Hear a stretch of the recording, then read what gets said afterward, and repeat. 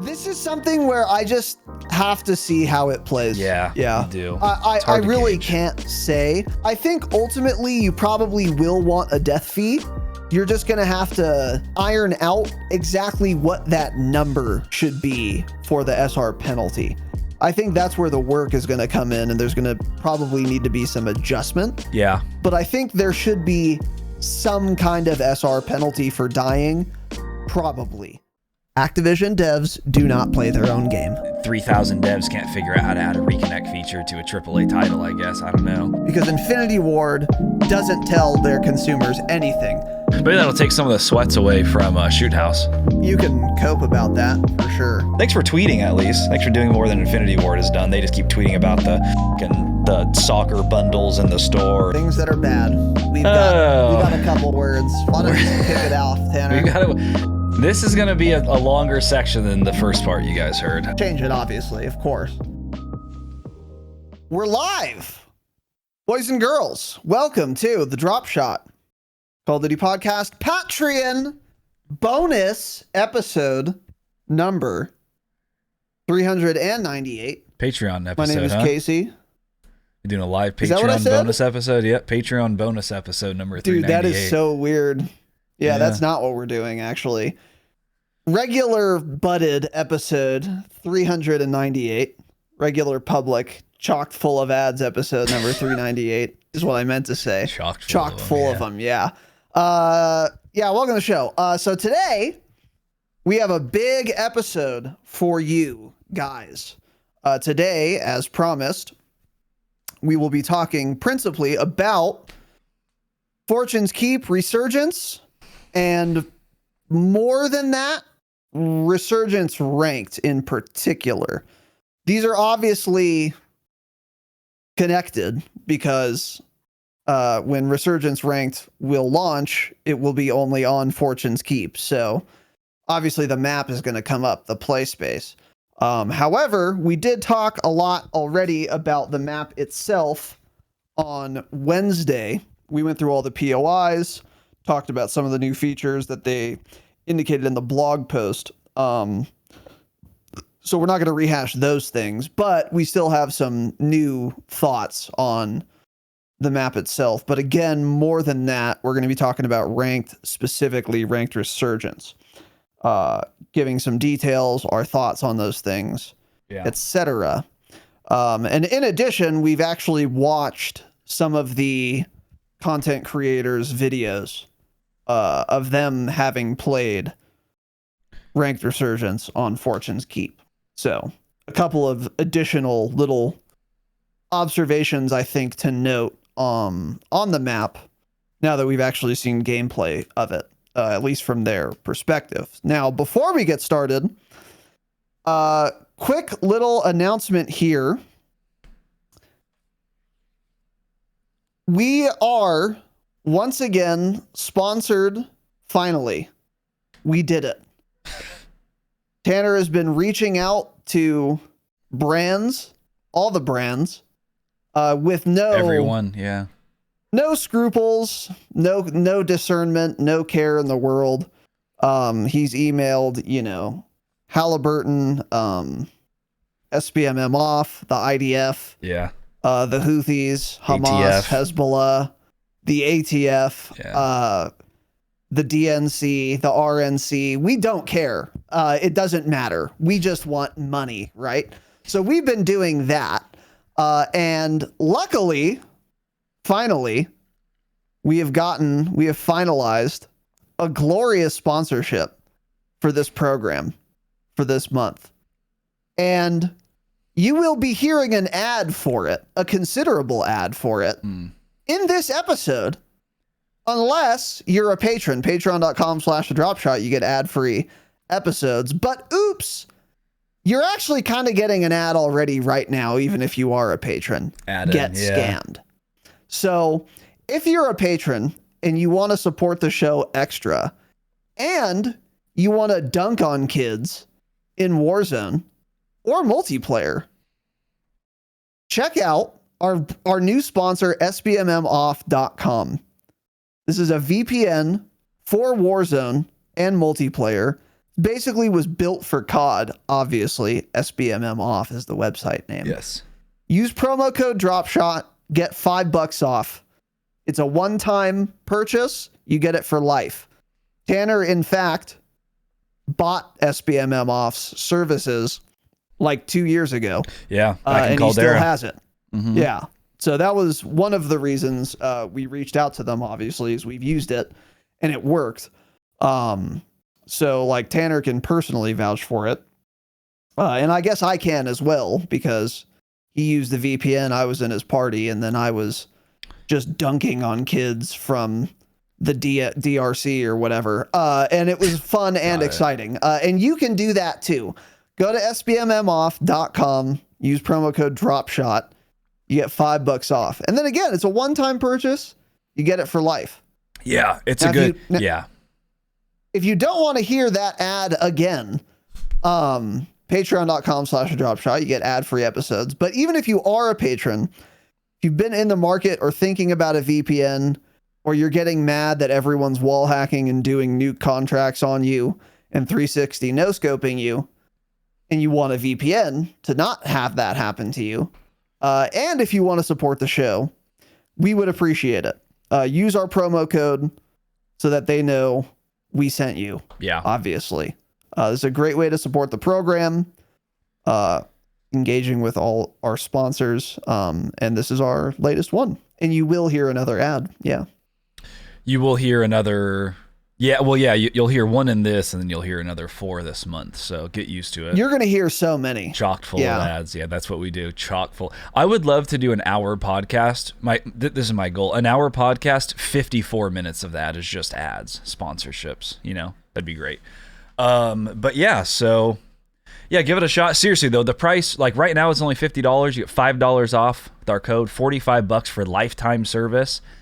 I mean, a lot of these VPNs are like $10-15 a month, and then you forget about them. You stop playing COD or something, you forget about it. You spend $200 on it over 2 years. By the time you remembered, you're still auto paying for it. So it's a really good price. A couple of people in our Discord already use it, actually. So I think one of them was using it this morning.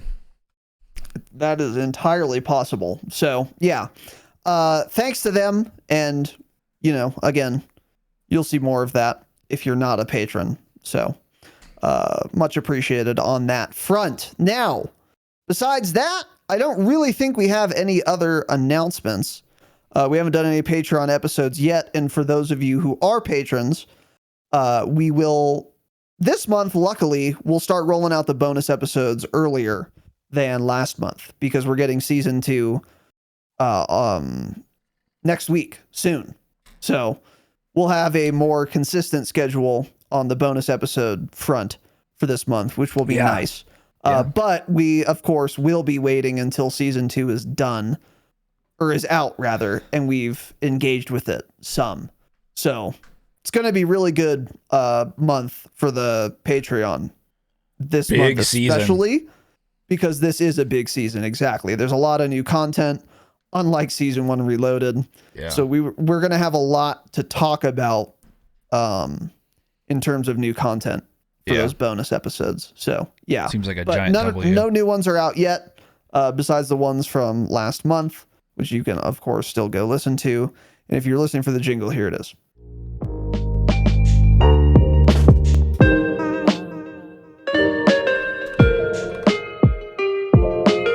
Yeah, what's up with the ketchup behind you, buddy? Got a little bit of ketchup back there? Yeah, got some ketchup. What we're eating? I just have it there. Really? Yeah. Keep that thing on me, yeah. Ketchup and what, hot sauce or something? I actually Googled, hot sauce, ketchup, and soy sauce. I Googled if you need to put ketchup in the fridge, and you don't. It does not. It's probably one of those where it's really. Yeah. It's not. Well, it's probably like recommended. Technically. Yeah. But it would take like 10 years. So. Okay. That's what my Googling told me. Little emergency ketchup. Yeah. Well, think about it. When you go to like a restaurant, they just leave ketchup bottles. They sure on the table. do. Yeah, you're right. They throw them things out there on the table. Yeah. And ketchup tastes way better room temp than cold. I do not like cold ketchup at all. Really? Dipping a hot fry into freezing cold ketchup, you have to thaw it. You have to like poke it, and then it's like finally thawed. I don't like it. It doesn't have as much flavor when it's cold. It tastes way better room temp. Yeah, I'm a big room temp ketchup guy. Does your family keep butter on the counter? We do. Yeah. I want to start doing that. I know some people say don't do it, but every old person out there does it, and it's so nice having just soft butter ready to go. I need to start doing that. You have to keep it covered, obviously. Of course. But yeah, it's nice. I think I'm gonna do that. I think I'm gonna order a little butter, whatever they're called, little butter cover, little butter protector, little butter protector, butter dome. Yeah, it's nice. Yeah. Although sometimes you do want cold butter. Yeah, which you still have. I like putting cold butter in hot bread sometimes, but sometimes I just want to, slather that thing. Yeah. Yeah. So, anyways, welcome to the show. Today, we are not talking about condiments. We are talking about Fortune's Keep, Ranked Resurgence, all that jazz. Now, we have a lot to say here. Tanner has done some extensive research, which is fantastic. Do we have more Opus credits? Yeah, it's the 3rd of every month. I checked last night because I was gonna do the other pod nice. maybe, but it's the 3rd, so they should be in there today. We got billed, I saw. So okay, cool. Yeah, so that's what we're talking about today. But first, quickly, I want to touch on something that we did not cover in our last episode, which was this matchmaking Intel blog post. Everyone has kind of already stopped talking about it for reasons that are incredibly obvious, but just so we could, throw our 2 cents in case any of you were wondering, because I know some of you guys were asking our position on this blog post. We will tell you. Now, when they had originally announced, we're going to be talking about SBMM soon, we'll keep you guys posted, everyone got real excited on the TL. And if I recall correctly, which I of course do, when we mentioned that, we told you, this doesn't matter for sure, and we're not going to learn anything new from this blog post that they are hinting at. And then, some people were very optimistic, very hopeful, thought we would learn a lot. And you know what? Much to my surprise, psych. Of course we were right. We didn't learn anything. That's why I didn't really care that we didn't talk about it last episode, because obviously, as we told you, right, we called it, we didn't learn virtually anything from this blog post. So I'm going to open it and I'm going to look at it, and I'm seeing a lot of words, big words, they do a lot of things. So words are hard to read. So we're just going to go to the first picture. Call of Duty multiplayer matchmaking process. Connection, time to match, skill performance, platform, voice chat, input device, recent maps and modes, and playlist diversity. These are the factors that contribute to what lobby you are placed in. Now, let me dispel some of these little modules here that they've put in this image. Because remember, there is a considerable budget at Activision Studios for psychological operations. And this has PSYOP written all over it. All over it. So number one is connection. That's hilarious. My ping in game will sometimes say 3 milliseconds. Hey, that isn't physically possible that I have 3 milliseconds round time packet travel. It's not possible because of physics that a packet goes from my computer to literally any Activision server and back in 3 milliseconds. So connection, fake news. I don't even know what my ping is in game because it lies, right? Again, it tells me 3 milliseconds sometimes. That's literally impossible. Unless there's a server across the street from me, which I don't believe there is. That's not possible. So connection is already number one. We're starting off the bat just lying. Connection probably matters, sort of, in that it won't connect you to a 300 millisecond lobby. Well, Okay. I mean, the biggest thing is they say connection is the most heavily weighted factor. That's literally just not true. Because if that was true, when I solo queue Vondel ranked for months in Warzone 2, not Vondel ranked, Vondel Resurgence for months, I solo queued, I would get in a Los Angeles server every time, right? Wrong. I would never be put in LA servers. I would always be on like 50, 60 ping or something. If I was on LA, I'd be sub 20. So that's just not true right off the bat. That's not the most important thing. They're lying to you.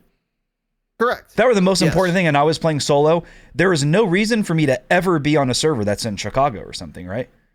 But that's the thing, is they get away with saying these things because they're right.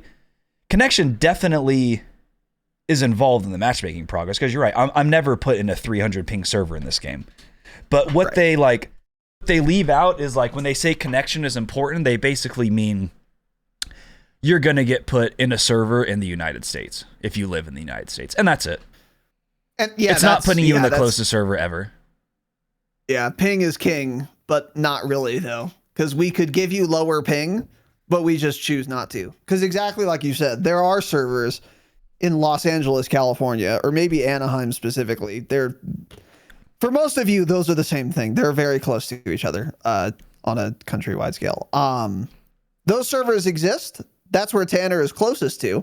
I know that because I know where he lives, and I don't let him forget that, by the way. And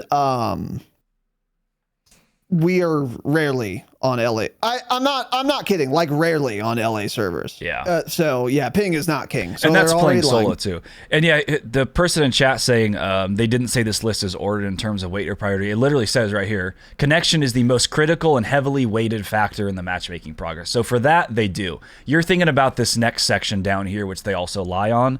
That is, I think, just other things that are involved in the matchmaking progress, but they don't say what's heavily weighted there. But connection, they literally say, is the most heavily weighted factor in the process.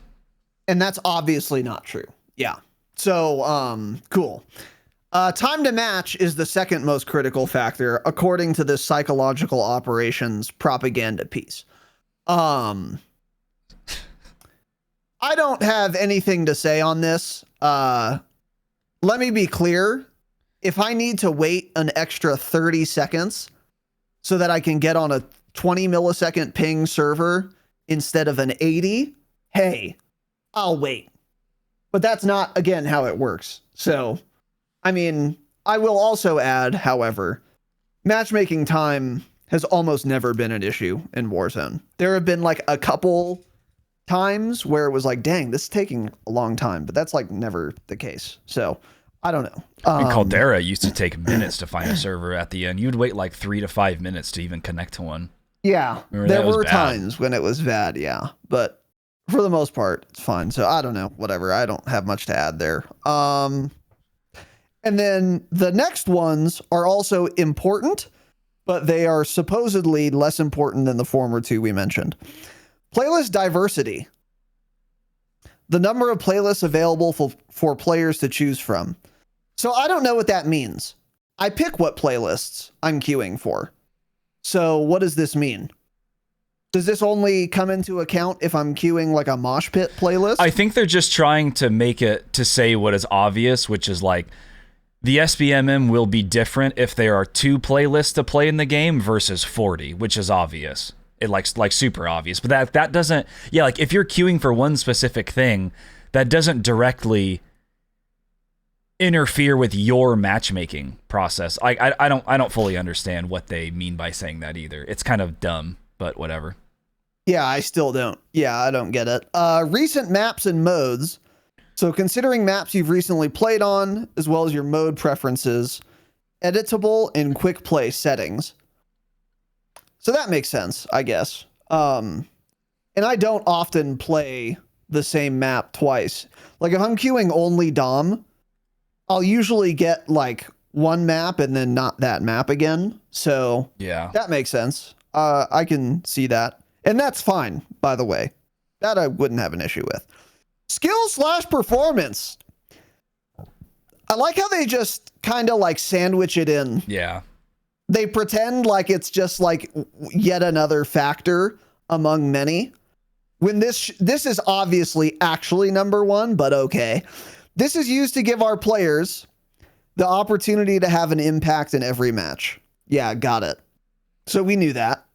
And this is way more heavily weighted than they're implying here. Yeah. This is actually what's most heavily weighted. It's basically like this is most heavily weighted as long as your connection is under 100 milliseconds of ping and your matchmaking wait time is under 2 minutes. Then this is the most important. But because there are like those hard cutoffs for the other two things, they can get away with saying connection and time to match are the most important. When that's only technically true if you have a very obtuse, slimy, duplicitous reasoning behind saying those are the most important. And they know what they're doing. Again, psychological warfare on their own consumers is what they're doing. So that's not surprising. This one is crazy to me. Input device, controller or mouse and keyboard. This is the only thing here where I am surprised. Yeah. Now that's not to say I've learned anything, because I haven't. Like we said, we're not going to learn anything from this blog post.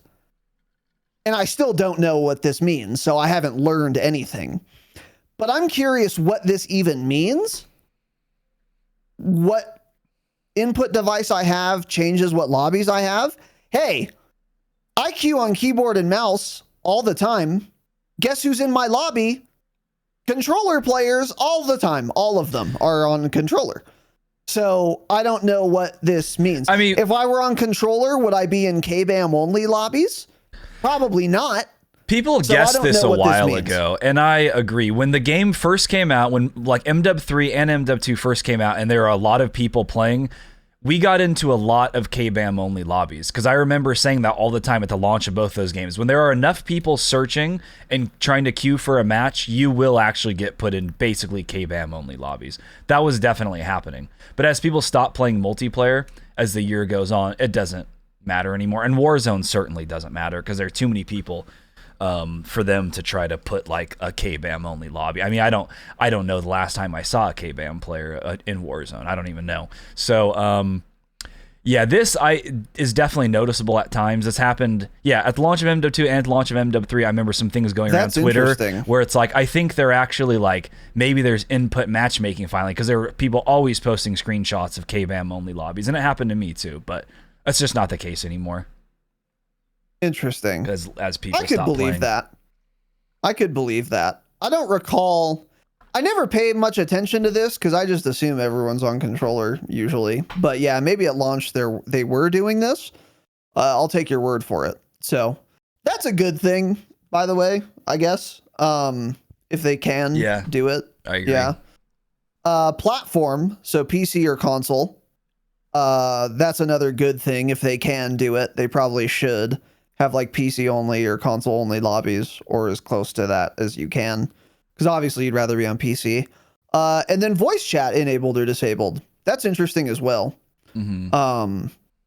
So yeah, but anyway, nothing really that crazy there. And let's keep scrolling here. Yeah, I'm gonna keep scrolling. Maybe the connection, measuring skill area. Yeah. While skill, so we're skipping a lot of this blog post because again, we didn't learn anything. Measuring skill for matchmaking. While skill is one of several factors in matchmaking, we know the community wants more info on how it fits into the process. Skills determined based on a player's overall performance. Kills, deaths, wins, losses, and more, including mode selection and recent matches as an overall metric across all multiplayer experiences. So again, we knew all of this. In fact, in our camo grind tips episodes for most of the games that have come out, with the exception of MW3 since we started this podcast, we've incorporated this knowledge into a camo grind tip. And that is, hey, once you start working on camos for your riot shield, don't stop using the riot shield until you get it gold. Because when you start using your riot shield and you're doing camos for it, you're going to get farmed really hard. And if the next game you get farmed again because you're only using the riot shield, and the game after you get farmed again because you're only using the riot shield, eventually SBMM is going to look at your recent matches as an overall metric across all multiplayer experiences and be like, okay, this guy's drunk or something. We're going to put him in way easier lobbies. And then it makes getting your riot shield camos easier. So like, don't like get frustrated, get one kill on your riot shield and the next game use your rival 9 again, because then you're going to stay in your current SBMM bracket. We all knew this already. Tanner and I've said that was a tip like in 2020 we gave you guys. So again, we didn't learn anything so far, so let's move on. It's a fluid measurement that's consistently updating and reacting to your gameplay. Skill's not only a factor in matchmaking players against appropriate enemies, but also when finding teammates. Again, not surprising.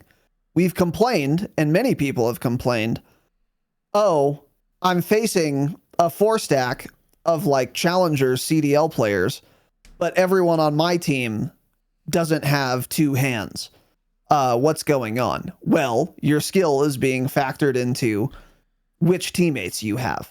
Again, we knew all of this. Let's see. I'm going to keep reading here. I'm not reading all of this out loud. Our work in this area dates back as early as COD 4 and like 2007, the original one. Okay.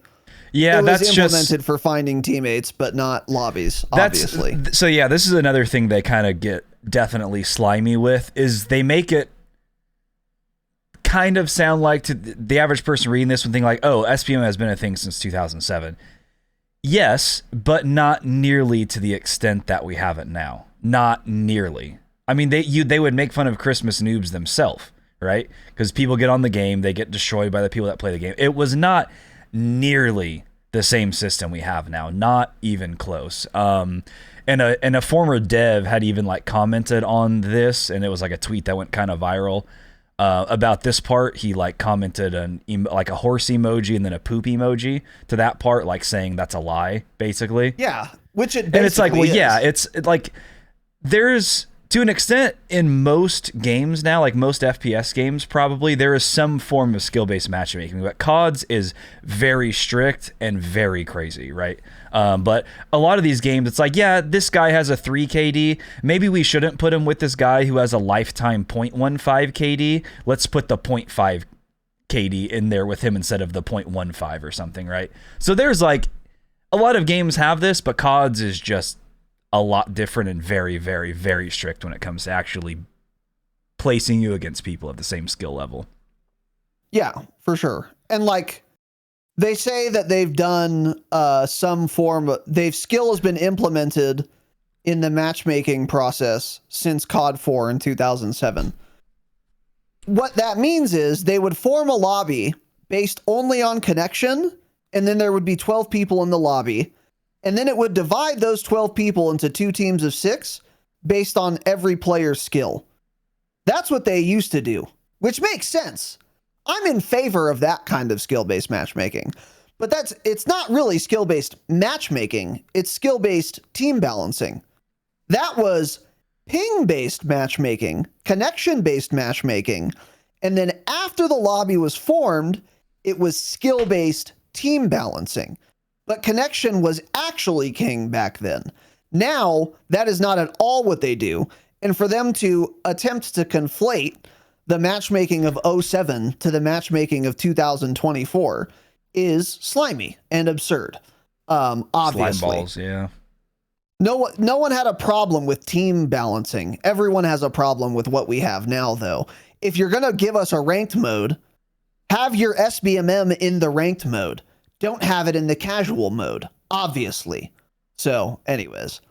They write a lot of other words to try and justify doing this. Our data indicates the inclusion of skill in the matchmaking process increases the variety of outcomes experienced by players of all skill levels. Yeah, that's what we're mad about. Hey, I shouldn't have a variety of outcomes. If I'm training, aim training, getting really good at the game, learning how to shoot well, what guns to use, good routes for the maps, whatever, then I don't do better every match. I just get matched against better players that have also done this work, and then I stay around a 1.0 KD. Because even though I get better, my performance doesn't get better. Because all that means is my enemies also get better. It's not connection-based matchmaking anymore. And you can't see your improvement of skill having an impact on your performance in the game in casual game modes, which is insane. You should be rewarded for getting better at the game by, generally speaking, doing better in the game. But in this game, you don't. Yeah. It just puts you against even more difficult opponents. So you don't get rewarded for doing well in this game. In fact, you get punished because the SBMM is so strict. In casual modes. That's annoying. If I want to sweat and use meta things only, then I will go play ranked, which you offer to me. So why is there also ranked matchmaking in casual modes? What if I want to run around one-digging kids? If it's only connection-based, I can do that sometimes. In some connection-based lobbies, players are still going to be better than me on the other team. That's fine, but it's not going to be every single game. And as it stands now, you really can't use off-meta anything in even, again, unranked game modes in this game, because you will be farmed. Because everyone's as good or better than you, and you're not allowed to do anything other than absolute meta setups, because if you're facing a clone of yourself and you're using a non-meta gun and your clone is using a meta gun, the clone obviously always wins because they're equal skill, but they're using better stuff because they have to. And then it's just, yeah. Anyway, we all know. We've talked about SBMM so much on this podcast. Let's see. All players, regardless of skill, are more likely to experience wins and losses more proportionately. So, I mean, they're just outright admitting what our SBMM makes it so that you win about half your games. Yeah. So artificially. No one can be that much better. No matter what. Yeah. It's so dumb. Our data shows lower skill players are when they're consistently losing, they're likely to quit matches in progress or stop playing altogether. This has an effect on the player pool. Smaller player pool means wait times for matches increase, and connections may not be as strong as they should be. This can compound over time to create a spiral effect. Eventually, only high skill players remain because low skill players have quit out of frustration. The result is an ecosystem that is worse overall for everyone. This is one point I kind of get and sympathize with a little bit. Yeah. And for this reason, I think there's an argument to be made for like a protected bracket. Yeah. And then everyone else is connection based only. But we've gone too far on the other end. Like I'm in favor of some measures for very low skill players to protect them in some way. Again, like a protected bracket. So say your KD is 0.6 or 7 or lower. You can only get matched against other players that are between a 0 and 0.6 KD. And like, that's it. But then once you're out of that, you just get connection-based matchmaking only. Yeah. So that those players don't just quit. Because, yeah, if you're like really bad or really new or probably both, and then it's connection-based only, yeah, you might just quit over time. And that's more of a problem now than it was in 07 because everyone's way better at video games now than they were in '07. So the need for a protected bracket probably is a lot stronger than in '07 when there was not a protected bracket because it wasn't as necessary. And you don't want those players to quit. You want them to keep playing, get better, and then you can keep your healthy ecosystem. I understand all that, and I sympathize with their point here, but that doesn't mean we need SBMM in the form we have now. I think a protected bracket or some other measures, let's get creative, would be better for the game, such that you're not punishing high skill players, but also you're to some degree encouraging the very low skill players to keep playing. Yeah. Seems simple enough. So anyway, we also understand that many high skill players want more variety of experience, but often feel like they only get the sweatiest of lobbies. We have heard this feedback clearly and will continue to test and actively explore ways to mitigate this concern. No, they won't. No, they won't. That's a lie. Yeah. This is, again, psychological operations.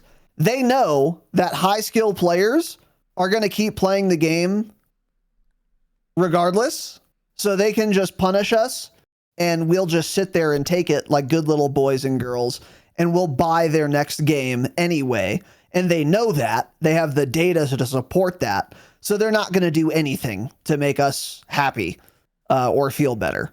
This is a lie. The only way this would actually be changed is if a bunch of high skill players just started quitting. But that doesn't happen because high skill players are the ones that play a lot, and that's why they're good. So yeah, this is just fake news. Future comms. Our team's developing a ping and matchmaking white paper for those inclined to get into the more granular info about matchmaking. Stay tuned for that. So Edgy, you're going to need to download that and then give us a summary. That sounds right up Edgy's alley of a white paper. And then, what does that even mean? A white paper is like a technology term. So people have so they make white papers for like cryptocurrencies, and they're like, it's like a blueprint. It's like a blueprint that a lot of people won't understand, but some people will, and they're just basically making it public. Okay, which is cool. Yeah, which is cool. But it's on ping and matchmaking. It is probably not going to talk about skill much. Yeah, but we'll see. I don't know. Edgy will keep us posted so he can give us the summary. And then they do a little Q&A. So let's see if any of these are interesting. Some of these are, yeah. They claim player like time played is not a factor in matchmaking. They say hit reg, player visibility, aim assist, skill-based damage is not in the matchmaking progress. And that's obviously true. If you genuinely believe lower skill players get like stronger aim assist or do more damage or have better hit reg, you're just insane, because that could be so easily proven. People have tested it. It can't be proven. It's not in the game. Get over it. Yeah, that would be, and that would be so bad if they were doing that and like didn't say they were doing it, that it would actually cost them a lot of money. Yeah. People would just be like, I'm not playing a game where you guys have skill-based damage and don't tell us. Yeah. There would be such an outcry. That gamble would not be worth it. Yeah. Does spending money on COD content such as bundles or Black Sale change how players are matched? Money spent does not in any way factor into matchmaking. Where did that one come from? Because that's been around since Warzone 1. I don't remember. I swear somebody put out a video like testing it, and they claimed after you bought a bundle, your average lobby KD would be lower for X amount of matches. Because that was back when we could see lobbies, and I swear somebody API, put out a video kind of like, trying to prove that. That's kind of funny. I never really believed it either. Meme, but I don't actually believe it. Yeah. I never really believed it either, but I'm pretty sure somebody like tested it and they tried to prove that was true. Interesting. Yeah. There are no bots in multiplayer. That's been a conspiracy theory floating around. Yeah, especially this year. There were some people I thought were bots, but that does go to show you there are people that need to be in protected brackets, because if you're listening to this podcast, you're not that bad at the game. There are some people out there that are unbelievably horrible at video games, and you'll see it when people reverse boost. Like, you'll see people with like an actual 0.1 KD. Unbelievable how somebody could be that bad at the game, but they exist. It could be a literal toddler, it could be like a 3-year-old, it could be your grandpa who's 85. There are a lot of people out there that play games now, you know. It's not just like teenagers like it once was. So there are some people that are, boy, unbelievable when you see them play, and it does seem like bots. I had a few of those in my lobbies. I'm like, there's no way these are real people. They can't be. And I talked about it on the pod, and even like people are talking about it in game chat. They're like, no, that's a bot. He does the same thing every match. He like runs around, doesn't get any kills. He was awful. So I don't know what it was. It could have been like some sort of like a reverse boosting thing. Like now I was how just people gonna say a reverse booster can set up a what is it called? Like script. Like a script, basically, because like cheaters do that in Tarkov to lower their KDs. They basically load into matches, run around in circles, and then automatically die, and it lowers their KD, so their account looks less sus. So I think maybe they have something like that in this game, or that people use for to like reverse boost. I don't know, but shout out. We should ask Korean Savage. He'll have all the details on that. He's been doing it for years. Yeah. Anyway. Do partners or content creators get special consideration? No. They don't. And I basically believe that also, honestly. They're whitelisted from being shadow banned, though. Absolutely. Exactly. And they don't mention that here. Swag's never in his life been shadow banned in Call of Duty, right? Yeah, I think they're whitelisted so that they don't get banned or shadow banned ever. But that's I don't think they get like put in easier lobbies than normal people. I don't think that's true. So, and honestly, on the whitelist thing, I'm kind of in favor of that. Like, we're pretty confident Swag doesn't cheat and won't. So like, let's just whitelist him. He makes us, like, I think I'm fine with that, actually. It is just annoying for really good players like MP Control Ward who constantly get shadow banned and can't be on the whitelist. He got perma-banned at one point. Being frustrating. He got perma-banned, and then months later his account got unbanned because he wasn't cheating. They said we figured the account, it was an error, blah blah, and you can use your account again. But I think he was perma-banned for like 3 months or something. Yeah, it was a long time. Yeah, he appealed it and eventually, let's see. Have you ever tested removing skill as a consideration from matchmaking? We've run tests over the years. We'll continue to launch them periodically. To date, the data remains consistent with what we detailed above. So their skill-based matchmaking is never going to go away. And that's it.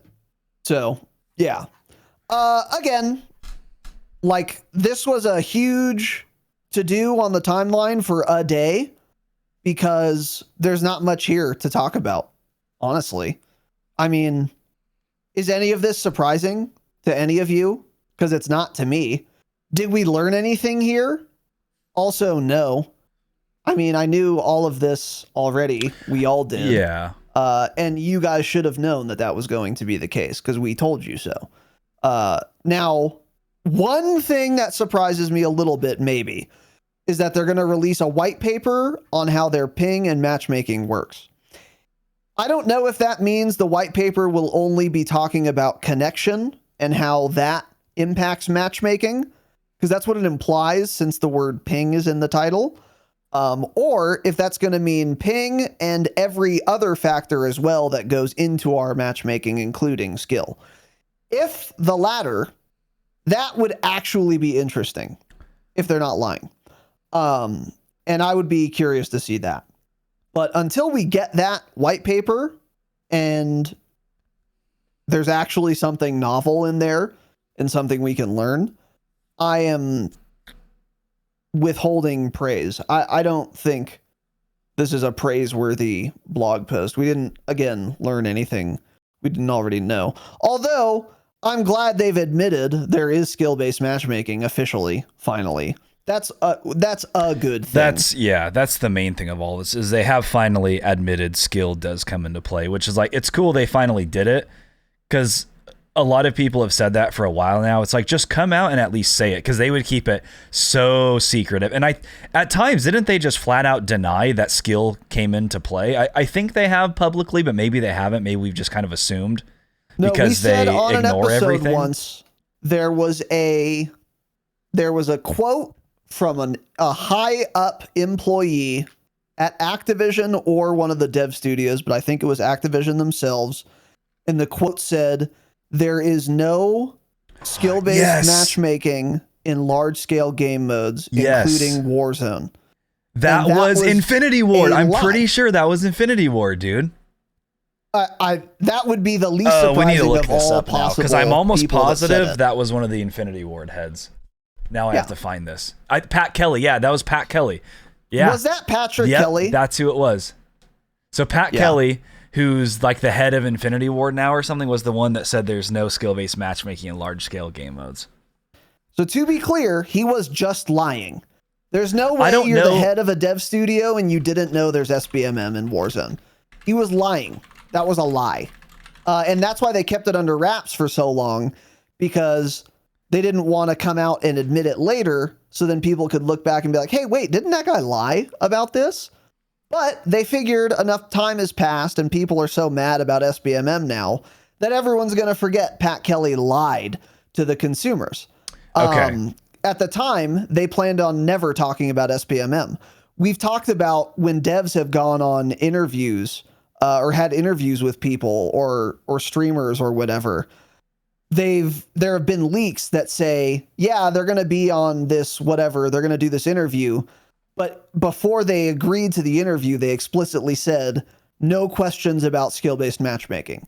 That has happened numerous times. So that was obviously at the time Pat Kelly said that was the MO. We're never talking about SBMM ever. So I can just lie about it and it won't matter because we're never going to talk about it. And then that somewhere along the way changed, maybe with the Microsoft acquisition. And Microsoft was like, hold on, let's at least admit it's here. And now Pat Kelly gets exposed, but no one cares anymore. It was here's the 3 years thing ago that he said that, where I think maybe he wasn't directly lying, because here's what he says. He said, quote, "There is not skill-based matchmaking in any of the larger player count modes of Modern Warfare." So this is from March 10th, 2020. People assumed because of that he meant Warzone, because at the time they were thinking Warzone was just a game mode of Modern Warfare 2019, when it really probably wasn't. So honestly, what he probably meant, and everyone just took it the wrong way, is that there's no skill-based matchmaking in the larger player count modes of MW, which would be Ground War, which is absolutely true. There is not skill-based matchmaking in Ground War. There are burger bots everywhere. So I feel like that's what he actually meant, which is probably true, and everyone took it as everything and Warzone when he never said Warzone. But back then, we just considered Warzone a part of Modern Warfare, not its own game. Well, if that's the case, what other large-scale modes were in MW? Besides Ground War. Tens and Ground War. And Tens was also full of burger bots, which is why we liked playing it, because the lobbies were a lot easier. Was it, though? Absolutely. Pretty sure there was SBMM in Tens. The game got horrible when it wasn't Tens. I mean, it definitely wasn't as strict, because the lobbies were awful. That was where I got nukes. That was where I went on high streaks only. It was always in Tens. It wasn't as strict because there were more people. Yeah.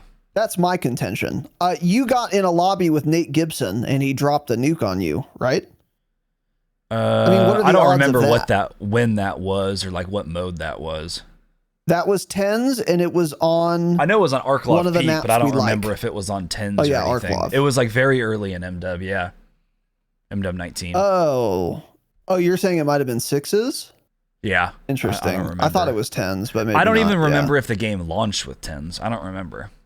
We may not even have had 10s. Did it launch with it? It had 10s Dom. Yeah. Because I was thinking maybe 10s came out in like season 1 or something. It was right away. Okay. Because I remember you liked it like right away. Yeah, 10s was always better. Yeah. So I don't know. That's possible, but I don't believe it.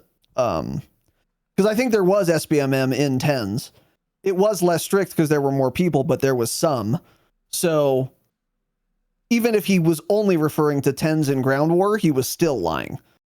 But even if he was including Warzone in that calculus, he was also lying.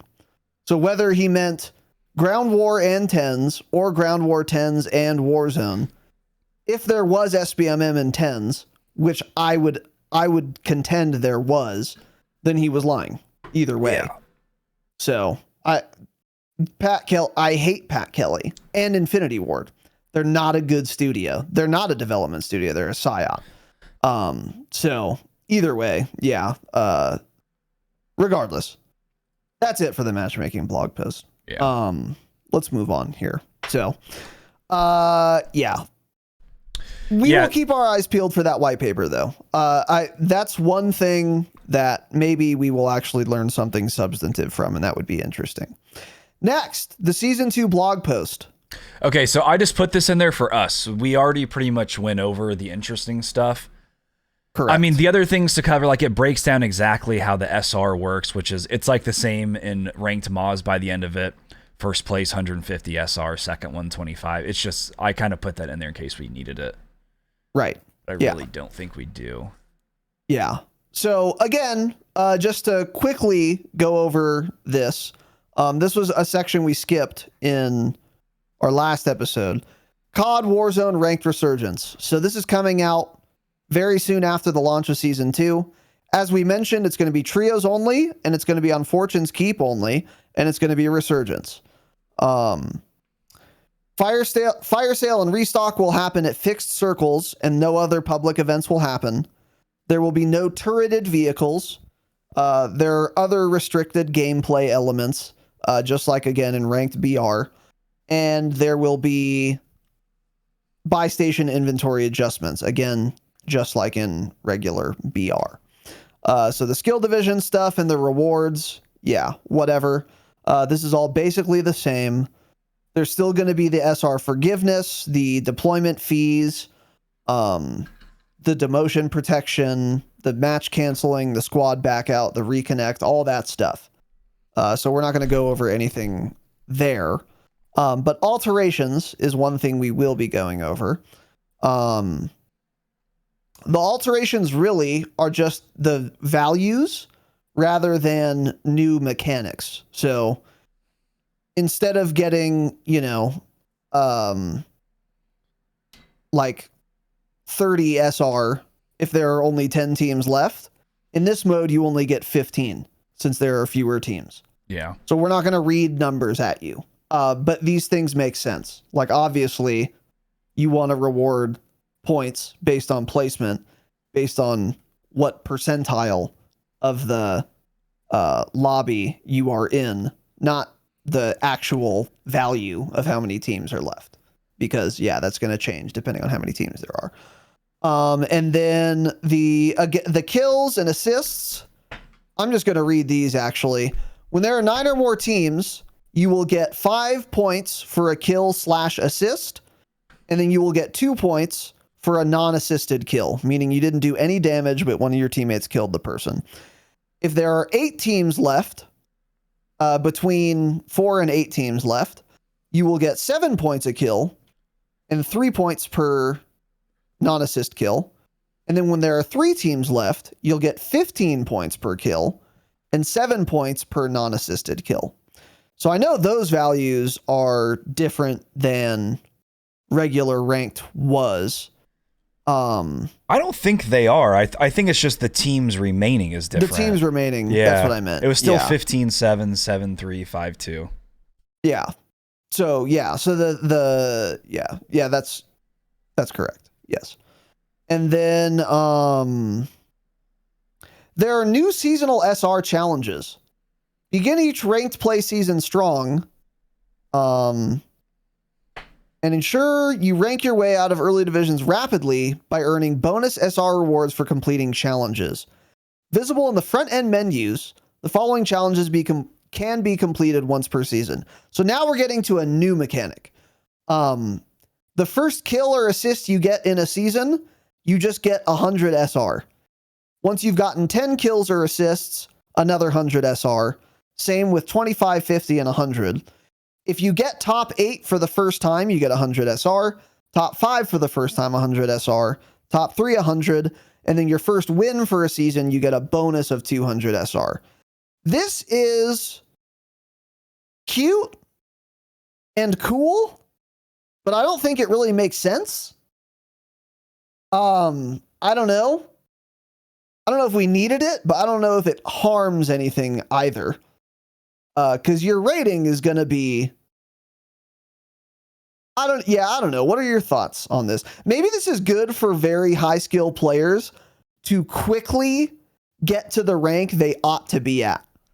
So if I'm Biffle and I start the new Warzone Ranked Resurgence season, I'm going to be bronze to start. Yeah. And that is really unfair for every other person in a bronze lobby that you have to fight Biffle.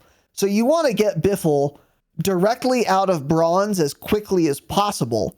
So if you have bonus seasonal SR challenges, he's going to be getting a bonus of like 400 SR on his first match so that he gets out of those bronze lobbies so he doesn't have to terrorize them longer than he should. So it actually, you know what? It probably is a good thing. That actually makes a lot of sense. Yeah, that's smart. And it's only one per season. So you get that 200 SR bonus one time for winning your first match, and you'll never get it again. Yeah, that's a good idea, actually. That's really good. Because that is what it's for. Because once you're at the rank you're going to be at, you have already gotten all these, all this bonus SR anyway. So yeah, exactly. Yeah, exactly. Yeah. So yeah, you know what? I take it back. I think this is a good idea. Because get Biffle out of my lobbies. And then some other ranked challenges as well. Oh, these are for like rewards. So you get like decals, blueprints, and charms and all that. Not talking about that. And then here's another new mechanic. SR death fees. Beginning at Silver 1, death fees become active in matches. They're designed to highlight specific survival by a single player within a squad. I don't know what that sentence means. A death fee deducts a small amount of SR every time you die in a match. Because again, in Resurgence, or for the first time in Resurgence, for any of you who've played Resurgence before, you don't get punished at all for dying unless the redeployment has stopped or you're the last one alive. So that's one of the reasons Resurgence is like a more casual, fun, easygoing game mode, is I will just hurl myself at other people because I know Jake is alive squad wiping kids on some rooftop somewhere else. So I can just go die and it doesn't matter because Jake's alive. I'll come back. It's not a problem. But you probably want to penalize that for a ranked mode, maybe. And the death fees are to discourage someone like me from doing that. Which I think maybe makes sense. We'll talk about it more, though. Here are some examples of how it works. Wait, hold on. I'm already confused by this. I didn't read this before, and now I'm just confused. I'm just gonna read it verbatim. So a death fee deducts a small amount of SR each time you die in a match. Resurgence allows for multiple deaths per match, but a skilled ranked player's focus on each match should be to place high with high kills and low deaths. Okay, that all makes sense. Protect your life and play to win in Resurgence ranked. Note that you cannot lose more SR than your match deployment fee. Okay. So deployment fees change based on how high your rank is. So that's why this makes sense. So example 1, a player's deployment fee is 100 and their death fee is 15. They start the match at minus 100 as they haven't scored any kills or gotten any assists yet, and then they die. No death fee is deducted. Okay. So you can't lose SR beyond your deployment fee. But if you, for example, have a 100 deployment fee and then you get a squad wipe, well, now you're at negative 70 net, let's say, and then you die, then it'll kick you down to minus 85. But you can't, if you die 3 more times, you'll only be at negative 100. You won't be at negative 115 because your deployment fee is the cap on how much SR you can lose via deaths. Okay, so that makes sense so far. Example 2, a player has a 100 deployment fee and a 15 death fee. They're currently at 90 SR, but then they die. a death fee is applied, but only a portion. They lose 10 SR and are back at negative 100. So again, you can't go under your deployment fee. This makes sense to me. How it works. Are you still confused? Well, I'm confused at what number they're using for the death fee. Every video I watched and every single thing I saw, people were saying it was -7 death fee. So I don't know if you can actually get -15 for one death, or if they're just using this as an... I don't understand. This is really confusing me because I watched 2 different videos. I looked at tweets. No one ever said anything about it higher than -15. I'm just very, very confused. Interesting. Because, so Jakin was talking about, Smixy said there was a -45, but I assumed that was -45 for the whole match.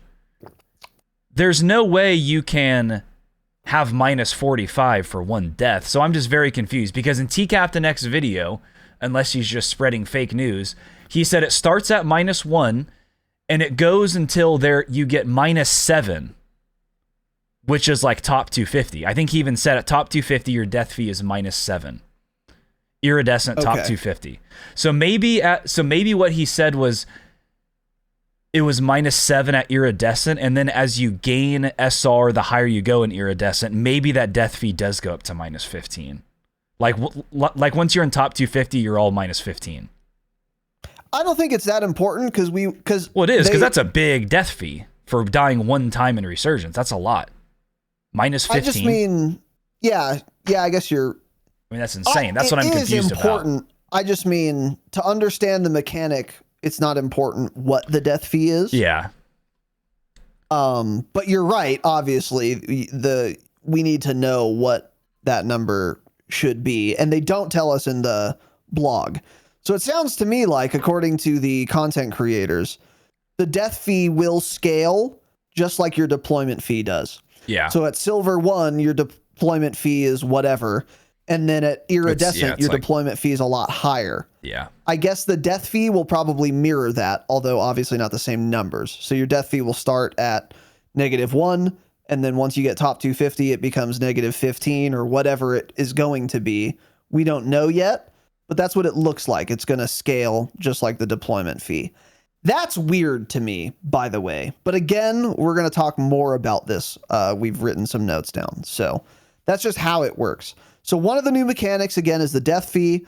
Another new mechanic is those seasonal SR challenges. Pretty much everything else, and the rewards are better now, which we mentioned last week. You actually get operator skins now. Besides that, everything else works the same as Ranked Warzone did last year. The only differences are some numbers have changed, and that's it. So it's basically going to be what you're familiar with or used to. So there you go. Yeah. I think it makes, yeah, well, actually, never mind. We'll talk more about the death fee in a second. Today's episode is brought to you by SBMMOFF. If you are tired of those sweaty COD lobbies, we have just the product for you.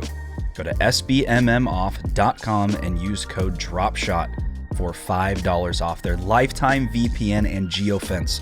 No more monthly VPN fees, just one payment, and you have access to all future updates. For those of you wondering, no, VPN is not against Activision terms of service. And this product only works on PC. Sorry to you console players. Their VPN service is a legitimate way to change your region in order to connect to servers across the globe and find easier games. We know how sweaty those evening lobbies can be after a long day at work, so why not trick the game into thinking you live in a different part of the world where it's early morning? The VPN allows you to play on local servers with low ping while the game actually thinks you are far away. When combined with the geofence, you are able to play on servers outside of your local area, meaning if you live in North America, you can choose to play 100% on European servers and vice versa. It even comes with a built-in world map time zone sheet, so you can decide which server will be the best at your current time. These tools allow you to find easier and more variance in lobbies instead of being crushed by COD's manipulative, skill-based matchmaking system. SBMMOFF is the only VPN and geofence service that is 100% dedicated to COD players. Go to SBMMOFF.com, use code DROPSHOT for $5 off. The big streamers can VPN, you can too. So what do we have next here? Well, we'll just talk about this at the end, actually, with some other thoughts on the map, because I wasn't expecting to really go over that blog post, and now it doesn't really fit there. Yeah, that's fine. At the end. Okay. So we have a couple other notes now written down, and a lot of pretty much everything else we're going to talk about here is info that on Ranked Resurgence that we didn't get from the blog post. They didn't include, but we know because it was play tested by those creators. And then we're also going to talk about some impressions we have based on having seen the gameplay itself from those creators. So here are some additional basics. There are 17 quads, 17 trios. Squads is what I meant to write there. 17 squads, trios only, making it 51 total players in a lobby. Yeah. Yes. So 17 teams of 3 players, making it 51 players total in a Ranked Resurgence lobby. Now, immediately, my first question is, does anyone remember what the player count was on Fortune's Keep? I think it ended up being higher than this. I thought it was around 60, because this is what a lot of the creators talked about as this next thing. Is the devs specifically told them their goal with they use the word smaller lobby size is to make it more competitive. Because obviously less players means you're more likely to be matched against players of your skill level in ranked. If you're top 250 and there are 80 people, you're going to get matched with people outside of top 250 a lot more often than if there were 50, as an example, you know? Yes. So yeah, that's their reasoning for that. I want to say before, it was different for game modes. I want to say quads was like around 60. If anyone can look that up and figure that out. I think 60 sounds about right. Yeah. It would be like what, 62 or something maybe? I don't know.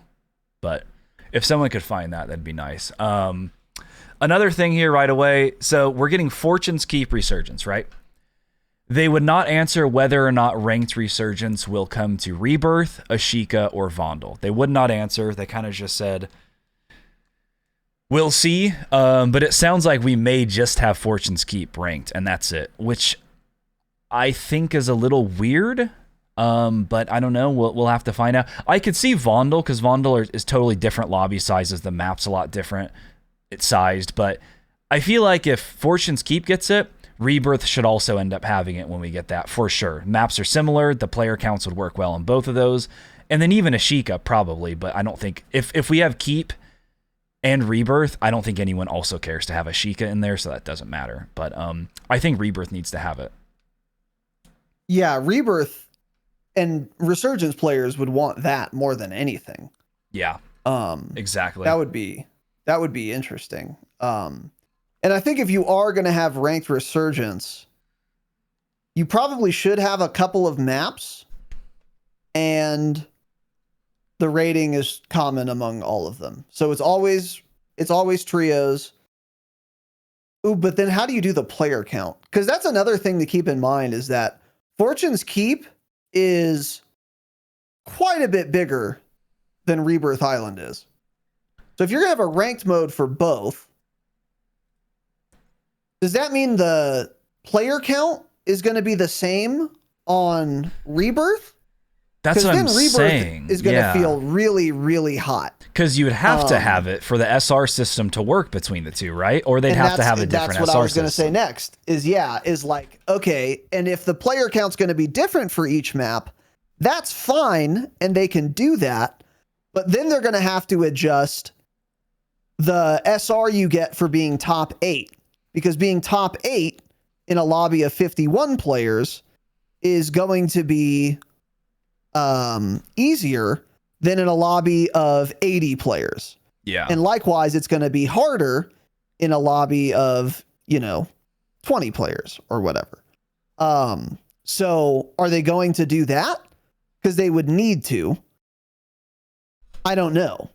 But I think that would probably be the best solution, is change the player count based on the map, but let the Ranked Resurgence mode be a rotation. I think if you're doing a ranked mode, that makes the most sense. And most BRs ranked modes do this, by the way.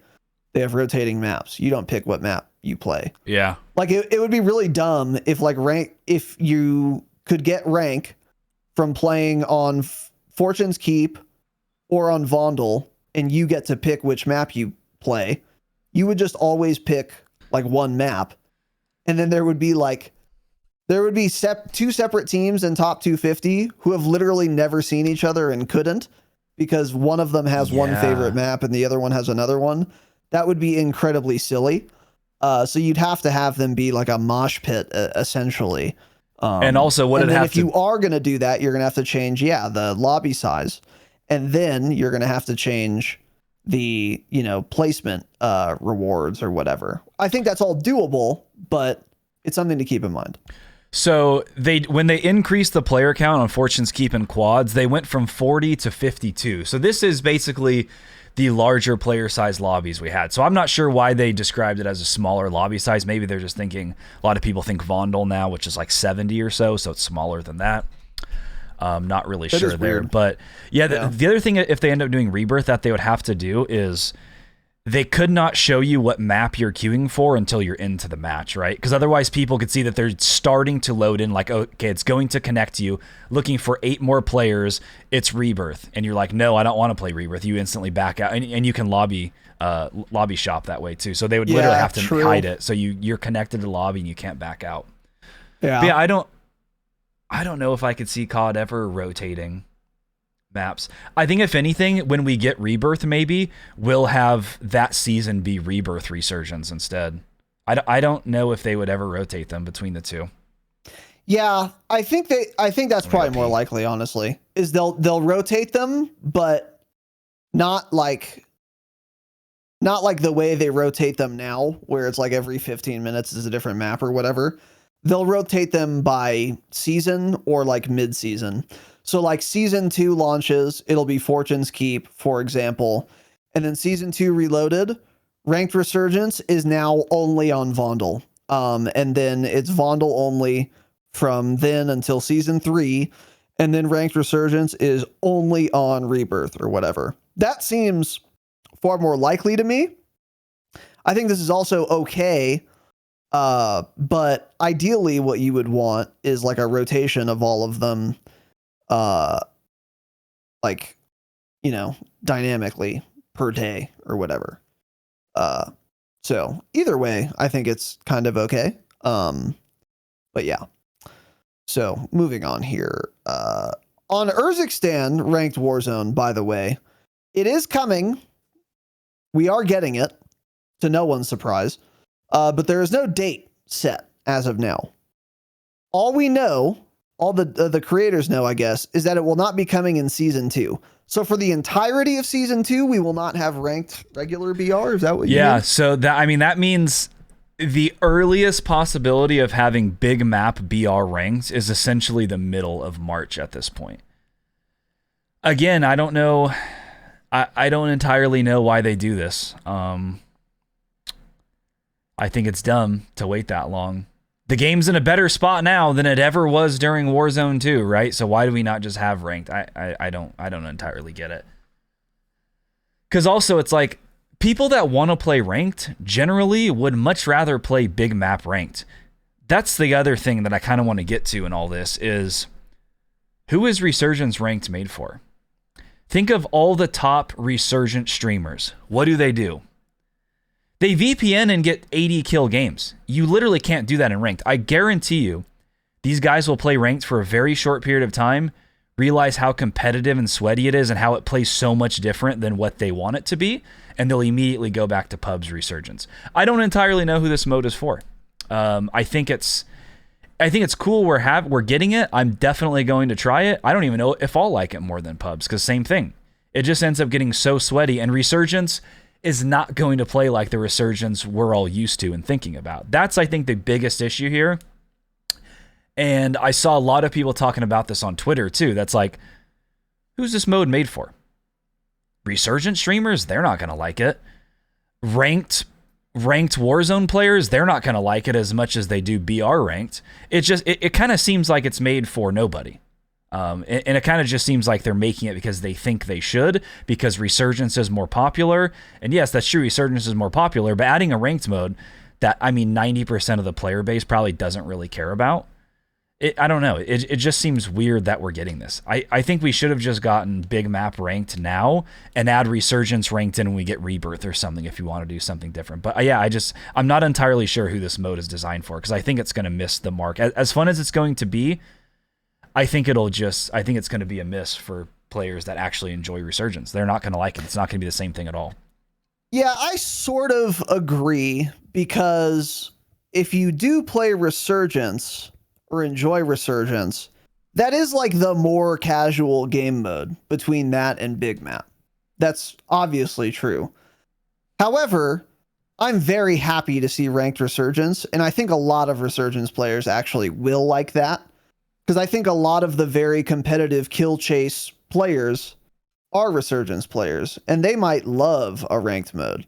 However, again, I agree with you. We should have both. That would be my contention, and we should have gotten Big Map first, for sure. I think that's more important. The audience for that, like you said, I absolutely agree, is way bigger, I would imagine, than the audience for Ranked Resurgence. Maybe I'm wrong, and they have more data on this than we do, to be fair. But there are probably a lot of people playing Resurgence right now who would rather be playing Ranked Urzikstan than anything, including Ranked Resurgence. And the data they have will not indicate that. So yeah, that's another thing. But as long as we get both, I'm ultimately happy. But I agree, should have gotten Urzikstan first. Like, so, I'm excited for this in theory. I really want to try it, but when you really think about it, it's not going to play like Resurgence at all. It'll not play the same.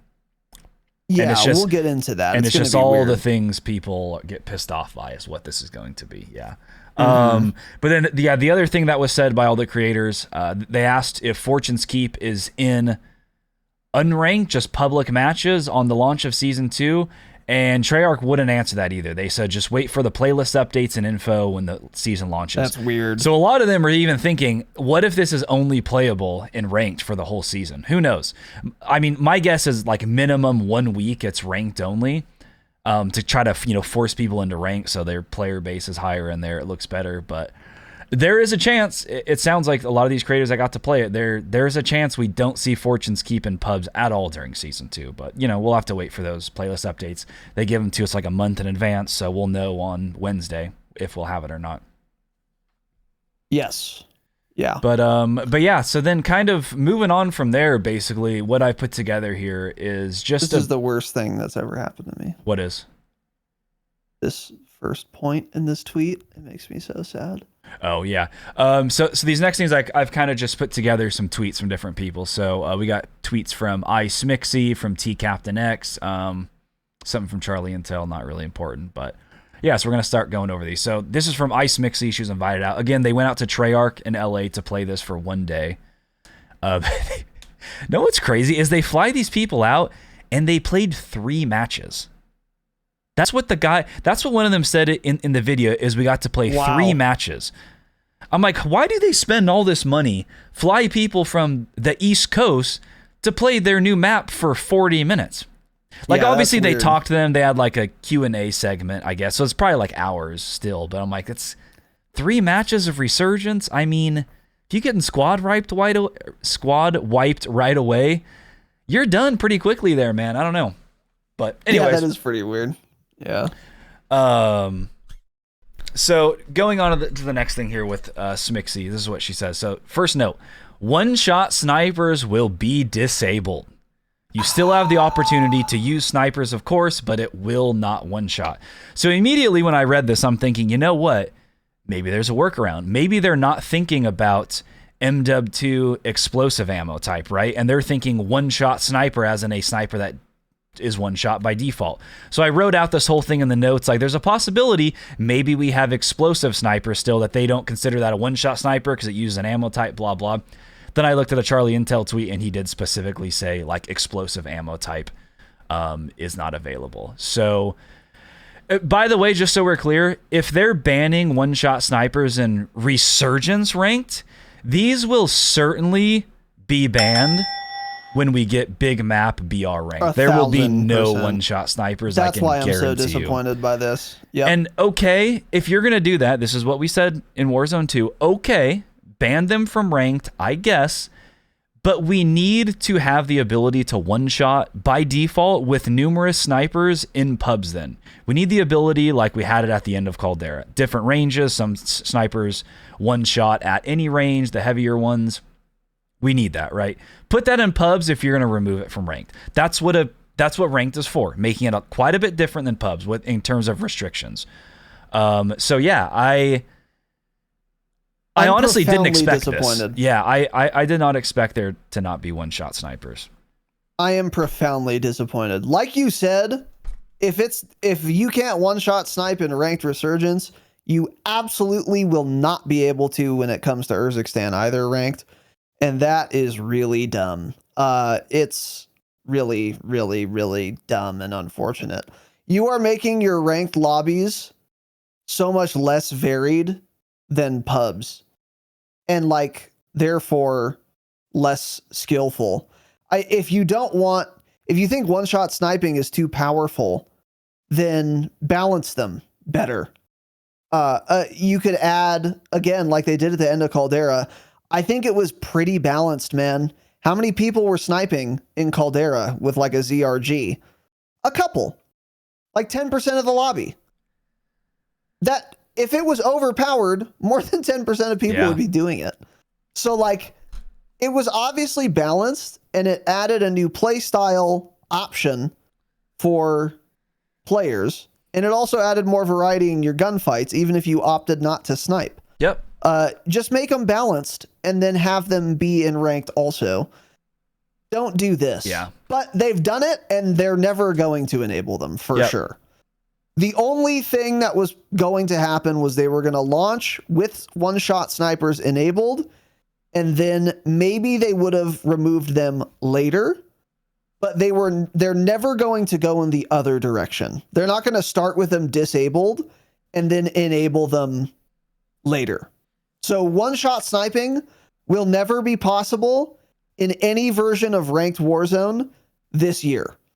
Period. Yeah. There's no shot they go from disabled to enabled ever for big in map ranked, where they're a lot more impactful. Yeah. I mean, yeah, or Resurgence. It's just they're not insane go in that direction. Because me trying to use a cat in Resurgence ranked is a lot more difficult than some guy on a controller using an HRM9 and hitting everything across the map. Right? It's insane. It's just really stupid. They but whatever. did such a good job balancing the cat, and then they just don't allow it in ranked. And it's just funny because I would never even think to use a sniper in ranked, because that's putting you at a disadvantage in Resurgence ranked, right? I would never even think that, and yet they're still banning it. That's what's crazy. Yeah, it's like it's so clearly not overpowered on a small map when it has the mobility like that. I get that you can build the MW2 high explosive snipers to have a little bit better mobility, the ADS a little bit faster with those low zoom scopes. But I mean, even then, you have to get a really lucky shot. Well, you're getting shot by some guy 20 meters away, getting hit every bullet with an SMG, you know? I think it's stupid, but... Yeah. I'm profoundly disappointed by this, but, you know, I remember saying, like, I think it's very possible they just don't allow them in ranked, and I wasn't, like, 100% sure they were going to do it, but I was not going to be surprised if they did it, and they did it. So really sad, cringe, and we'll never see it again, because most people don't snipe even in like unranked. You'd have to be enough people to complain about it to like get it changed. So that'll never be changed. You'd have to be a real idiot to use like a cat in Resurgence ranked, and yet it's still... I know. It's so dumb. Yeah. It's crazy. Like even, that'd be so much harder than using any AR and SMG. Even on KBAM, you would rather not use a cat on Fortune's Keep, for sure. I couldn't tell you how many times I've tried sniping on Vondel ever. You know? 3 matches maybe, ever. It's just wild. But anyways, so next up is death fee. We'll cover that last at the end of this tweet. A couple other things. Public events will be in ranked, but it will be consistent every single match. So Circle 2, you'll always get your loadout drop. Circle 3, there will always be a fire sale. Circle 4, there will always be a restock. Cool. I like that they're keeping it. Yeah, that shouldn't be random, I don't think, in a ranked. You should know so you can kind of plan for that. Like, okay, we're going to have a fire sale soon. Don't buy that UAV yet. Wait, let's get close to a buy. Let's get ready to buy some items, right? So only one loadout drop, by the way. Yeah, one loadout drop, I guess. Interesting. Okay. And then last one here, all thermals are banned, which, yeah, that's not surprising at all. And I think that's probably fine. Again, I don't think, well, I guess people would maybe use thermals in ranked. Maybe. They for sure would, because there's going to be a lot of people using smokes. Yeah. Yeah. Okay, so the death fee. Yeah. The death fee is by far the hottest topic of them all on the TL. So with the death fee, I understand their reasoning. They obviously don't want players just splitting up, running from their team, running around the map, trying to get as many kills as possible with no downside, right? That makes sense from their point of view. I understand why they think that's more competitive. They want ranked play to be more teamwork oriented, and that just wouldn't make sense to just not have a death fee in there. As small as it could be for most people, I think you do need to have it to somewhat penalize somebody, because again, they want a ranked mode. This is what I'm saying. This is not going to play like you're used to in Resurgence. Everybody will be holding hands, right? So the thing is, as a player, the issue for me is that I think it will make the gameplay a lot more boring. And it'll lead to just constant stacking and holding, which is to be expected, but I think this will make it even worse, because you're like, I don't want to die. I don't want to lose 5 more SR. Please hold my hand so I don't die, right? So you're already forced to hold hands in ranked play, but having the death feed tied to it will make that even more common and honestly necessary. But I don't have a real strong opinion either way yet. I'm curious to see how this plays out, but I just think it's going to create even more of a slower gameplay loop, which they probably want. Yeah, this is a hot topic, and I really don't know the answer, because yeah, this is going to make people are going to hold hands either way, especially number one, because it's ranked. Number two, because of the tap system. You have to get your taps to get your max SR, so everyone plays together anyway. This was the case for Warzone Ranked last year, and it was a big complaint. We're going to get into it more. So people think we're going to hold hands regardless, and now they will even more so. I agree with that. But I don't think the death fee is what's going to make people hold hands that much.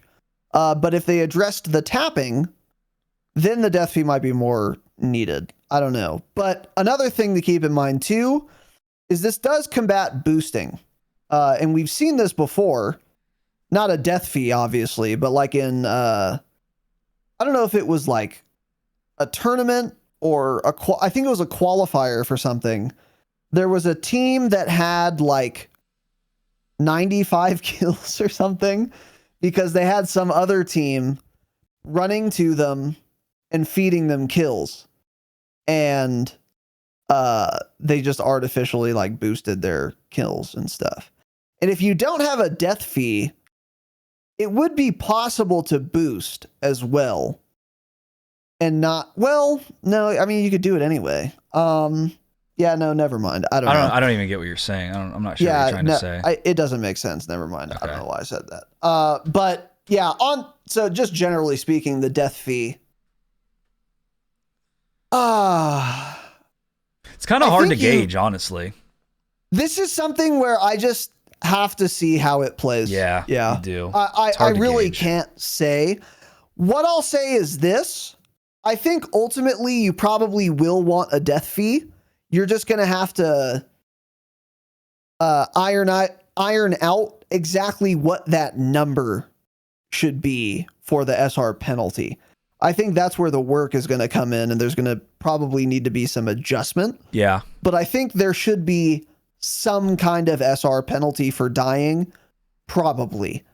I'm not positive, but I think that probably makes sense. Because, yeah, you want to punish people for just going for insane kills. When the resurgence timer is still going. Yeah. I think that probably makes sense. It's just going to be a matter of how much should that penalty be. You want it to be enough to discourage people from just like YOLOing everything, but you don't want it to be so high that you discourage people from like just trying to get kills, obviously. So it's a real fine line, and I don't know what the number should be. And again, maybe you don't need it at all, which is possible. We just have to see how the game plays. I really can't say. Yeah. In beforehand. Yeah, I think it's hard for anyone to have a real opinion. Starting with one is a good idea. Yeah. One thing that is not in here that was said in a couple of the creator videos, though, is that the devs did say they want it to be very hard to climb ranks at the higher rank, like iridescent top 250. So that's definitely partly why the death fee is there. Like they don't want people gaining 100, 150 SR when they're in iridescent. Like it sounds like they want it to make it very, very difficult. And one of the creators said something like they don't want people hitting like 70,000 SR again, like people were doing in Al Mazrah ranked. So it's like they're probably expecting top 250 teams that win, get kills, to like gain 20, 30 SR. Is probably their goal. They don't want people gaining 300 SR, something outrageous. They want it to be difficult to climb rank, which makes sense because that makes it more about who is better instead of just as many matches as you can play. Because if you're winning every single match in a typical Al Mazrah ranked game, you're gaining the same amount of SR every time. You play a match, you win like you always do, you're gaining 110 SR, 150 SR, whatever you're gaining in top 250. This, when it comes down to like gaining 5 to 10 or something, or like losing a little bit of SR, even with a win maybe, that definitely makes it more competitive. So I think it'll be interesting to see how all that plays out for sure. Yeah, I agree. I think that impulse is correct because, yeah, there was a season where it was like actually, as long as you're good enough, what your rating is on the leaderboard is not a function of how good you are. It's a function of how many hours you've played. Yeah. And that is obviously not good for a ranked system. Your ranking should be based on how good you are, not based on how much time you're willing to grind. Yeah. The number one player in Ranked Resurgence should be the best Resurgence player, not the guy who's played the most matches. That obviously makes sense. And that is a difficult problem, by the way, in a BR to solve. That is way easier to solve in like, Valorant or CSGO or something, or chess. Because in those systems, there's two teams. They both have a rating. And then the amount of rating you gain or lose depends on the discrepancy between your rating and the other team. So you lose to like a team that's way better than you barely lose any rating because you're supposed to lose to them.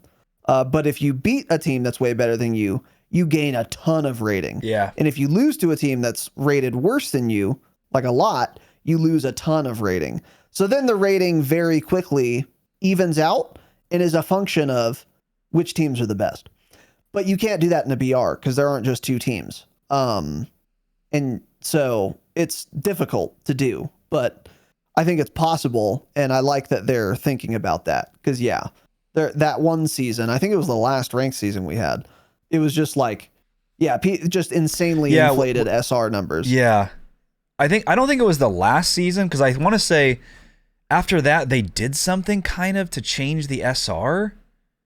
I don't remember, but yeah, there was one season where people were hitting a ton, and the next season it was like they hit half of that. I don't remember what they did exactly to change it, but it also may have been the last season. May have been when the World Series of Warzone was kind of going on. Well, there was that exploit too. That was part of the inflated That's season. what I'm thinking. Yes, when they fixed that, that's what it was. People were backing out and not losing any SR. Yeah, it's good. Mm-hmm. So moving on, another thing here. So yeah, as per Smixy, she said there is a maximum of minus 45 for the death cap, right? So if you die 20 times and you're supposed to lose 7 every time, you're only going to lose up to 45. You're not going to lose 20 times 7, right? You can't just lose an infinite amount. Even inside the game, there will be a death cap total. I don't know if that changes based on your rank too. I'm not sure, but I guess minus 45 was the number used. I think Smixy might have just misunderstood. She probably died 7 times, and then she happened to hit her deployment fee cap as the blog post outlined. That could have been it, maybe. And then she conflated those two things. That sounds way more likely to me. I don't know, because I thought other people said there were the death deployment cap fee totals. cap as well. You're right, but also it doesn't matter because, like, in my opinion, if you're going to individually die 7 times in Resurgence Ranked, in a mode where you're going to be with teammates, you're going to be wiped by then. There's no way you can die 7 times and your teammates have both still survived that in one of those times without being wiped. I don't think that would ever happen. So I don't know, but yeah, it could have been. Again, as I watched these videos, people were saying different things. Nobody seems to fully understand. Because also, a lot of these people they invited out never played Ranked in Al Mazrah. So they're just like Resurgence creators. So like they thought the SR system was all new. And they're like, oh, like this year they're doing this with the SR. I'm like, that's exactly the same amount of SR you got last year. You just never played Ranked, so you didn't know. It's not new. Right. So everyone seems confused by this. So we'll have to wait and see. But yeah, ultimately, I don't think that would matter. Because you're going to get wiped if that's the case. Yes. And then, yeah. So the death fee starts at 0 for bronze, and it's like -1 for silver, -2 for gold, and so on until, according to T-Captain X, it hits -7 for iridescent and top 250. And he didn't say it goes any higher than that. He said -7. So again, we'll have to see about that because we've seen different numbers now. Yeah. So let's assume those numbers are correct. Is that enough? For like -7? Yeah, like -7 for iridescent. Is that enough? I think so, because like if once you hit 15,000 SR or whatever it is, you're starting at I think a 150 or 180 SR to enter the game even. I think it's 180. Yeah. And then losing 7 every time, is going to be 7 in the early game, right? So it matches. The penalty is equal to how much SR you would get for getting 5 a kill. early game. 5, 7, 15. Oh, it's 5 early game. I think that is that sounds about right as a starting point. Again, we gotta see how it plays, obviously. But I think for like a starting off point, if these numbers are correct, I think they're pretty good. Yeah, very, very hard to say, fine. I think, because we've never... It's just so hard to say. And a -1 fee for like silver the first time you have the death fee at all. I think that's good too, because if you're a lower rated player, then, having a really low fee means you're not going to be afraid to go push for kills. Or at least you're not going to be afraid of losing rating when you do it. And since you're not very good anyway, that's not going to like ruin the game for the teams you're YOLOing. Because like, again, if Biffle only loses 1 SR for dying, he's just going to run at my team on cooldown. And not on cooldown. He's going to do it once and then kill all of us probably. But like if he happens to not do that and dies or something, he's just going to run at us again and keep doing it until he squad wipes us. Yeah. Because he's spending 1 SR with the upside of potentially gaining, 30 or something, or 15. That's 15 attempts he would be able to make with virtually no risk. So yeah. But Biffle's not going to be silver. So his penalty is not going to be -1. It'll be like -7. I think that is probably a good enough starting point, and then we'll adjust it as we go. Yeah. Dude, it's just so hard to say. No, what's going to be insane that I just thought about is trying to land back in after you got killed. Yeah, I wonder if there's spawn protection. There is, but they said there whatever. is less spawn protection than in pubs. I don't know the number, but I mean, I know me. I'm going to always be looking at this guy, because if you can even get 1 point of damage on some... Okay, so here's a question. Maybe you know. If some guy is dropping down, I get 1 point of damage on him across the map, another team kills him, is that like an unassisted kill for me? Or is that full kill? I think you get 0 SR for that. Really? If another team kills him, yeah. I thought you get something. I just wasn't sure if it was the full kill or if it was unassisted. If it counts as an assist or an unassist. I don't know. Well, unassist is counted as your teammate gets a kill and you did 0 damage. So it would be very weird for you to get the same reward for doing some damage, but another team kills them. I don't think that's how it works. I don't remember how it worked in Moz. Yeah. Yeah, I don't know. If he doesn't plate up, it's an assist. I mean, yeah, that's how it works if your teammate kills him. But if the guy's across the map and you do damage and then nobody else on your team does, and then a whole other team kills him right as he lands, I don't know how much you get for that. I'm not sure. I'm like 90%. You get 0 for that. But I thought you get an assist, but I don't know. I could be. Well, if it was an assist, you would get the same amount of points as if you yourself had killed him. I don't think that's how it works. That's why I'm thinking it counts as an unassisted kill. Like your teammate is getting a kill. It's giving you less points because you did damage and somebody else killed him. In Moz, it was an assist? No shot it was an assist in Moz. No shot. I don't know. You'd have to really watch, because like that's not going to be said anywhere. You'd have to like really watch gameplay and try to pay attention. I don't know. Because if that's the case, this is the thing. I'm going to be looking at the sky the whole time, trying to do any point of damage as somebody lands. That's an easy way to gain SR if that's the way it's going to work. You let other teams kill people and you get the full credit for that kill. That doesn't seem right at all. That's not even your team killing him. I don't know. Yeah, exactly. Yeah, I don't know. That does not seem because also right. that didn't happen that much. I don't think that's how it worked in Moz, by the way. That didn't happen that much on the big map either, because it's so spread out. If you do damage to somebody, they can easily just plate up and then they're at full health. But in Resurgence, that's true too. When you can damage somebody and then they get wiped immediately when they land, I don't know. That's a good point. Yeah. I will add this though. If it does work that way, that would be insane. And that's going to be a massive problem, and it shouldn't work that way. And that problem will be way bigger, obviously, on a very small map than it was on Moz. Yeah. But on the other hand, I don't think it's going to be that hard to land, even if it does work that way, because Fortune's Keep is a pretty big map. You can probably land safely. At least early to mid game. Late game, you're for sure getting fried. You probably should be, though. So yeah. Yeah. I don't know. Well, chat is claiming that would count as an assist, which is the same as a kill. So we'll see if that ends up being true or not. But yeah, I'm not positive. That would be shocking. That sounds outrageous if that's the case, especially on Resurgence. Yeah. If that worked on Moz, that probably would have been okay. But for Resurgence, I don't think that is going to work if that's how it is. Yeah. But anyways. Yeah, I guess we'll see. But yeah. Next thing here is on the taps. So of course, if you played rank, this was the thing. I could do all the damage down some guy. I ping him. I say, here you go, Raz, come tap this guy. Raz puts one bullet into a guy downed. We get the same amount of SR, right?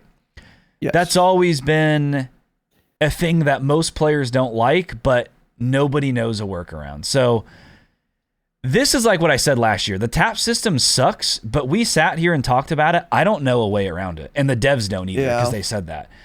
We talked about it in depth. We talked about it in our Discord with other people, because everyone's like, the tap system's so stupid, they need to remove it. And I'm like, I agree. What else do they do? And we've talked about it. I've never seen a good answer for removing the tap system. Like, that's better than the current SR system, as difficult as that is to believe. Like, you obviously can't get rid of assists and get full on SR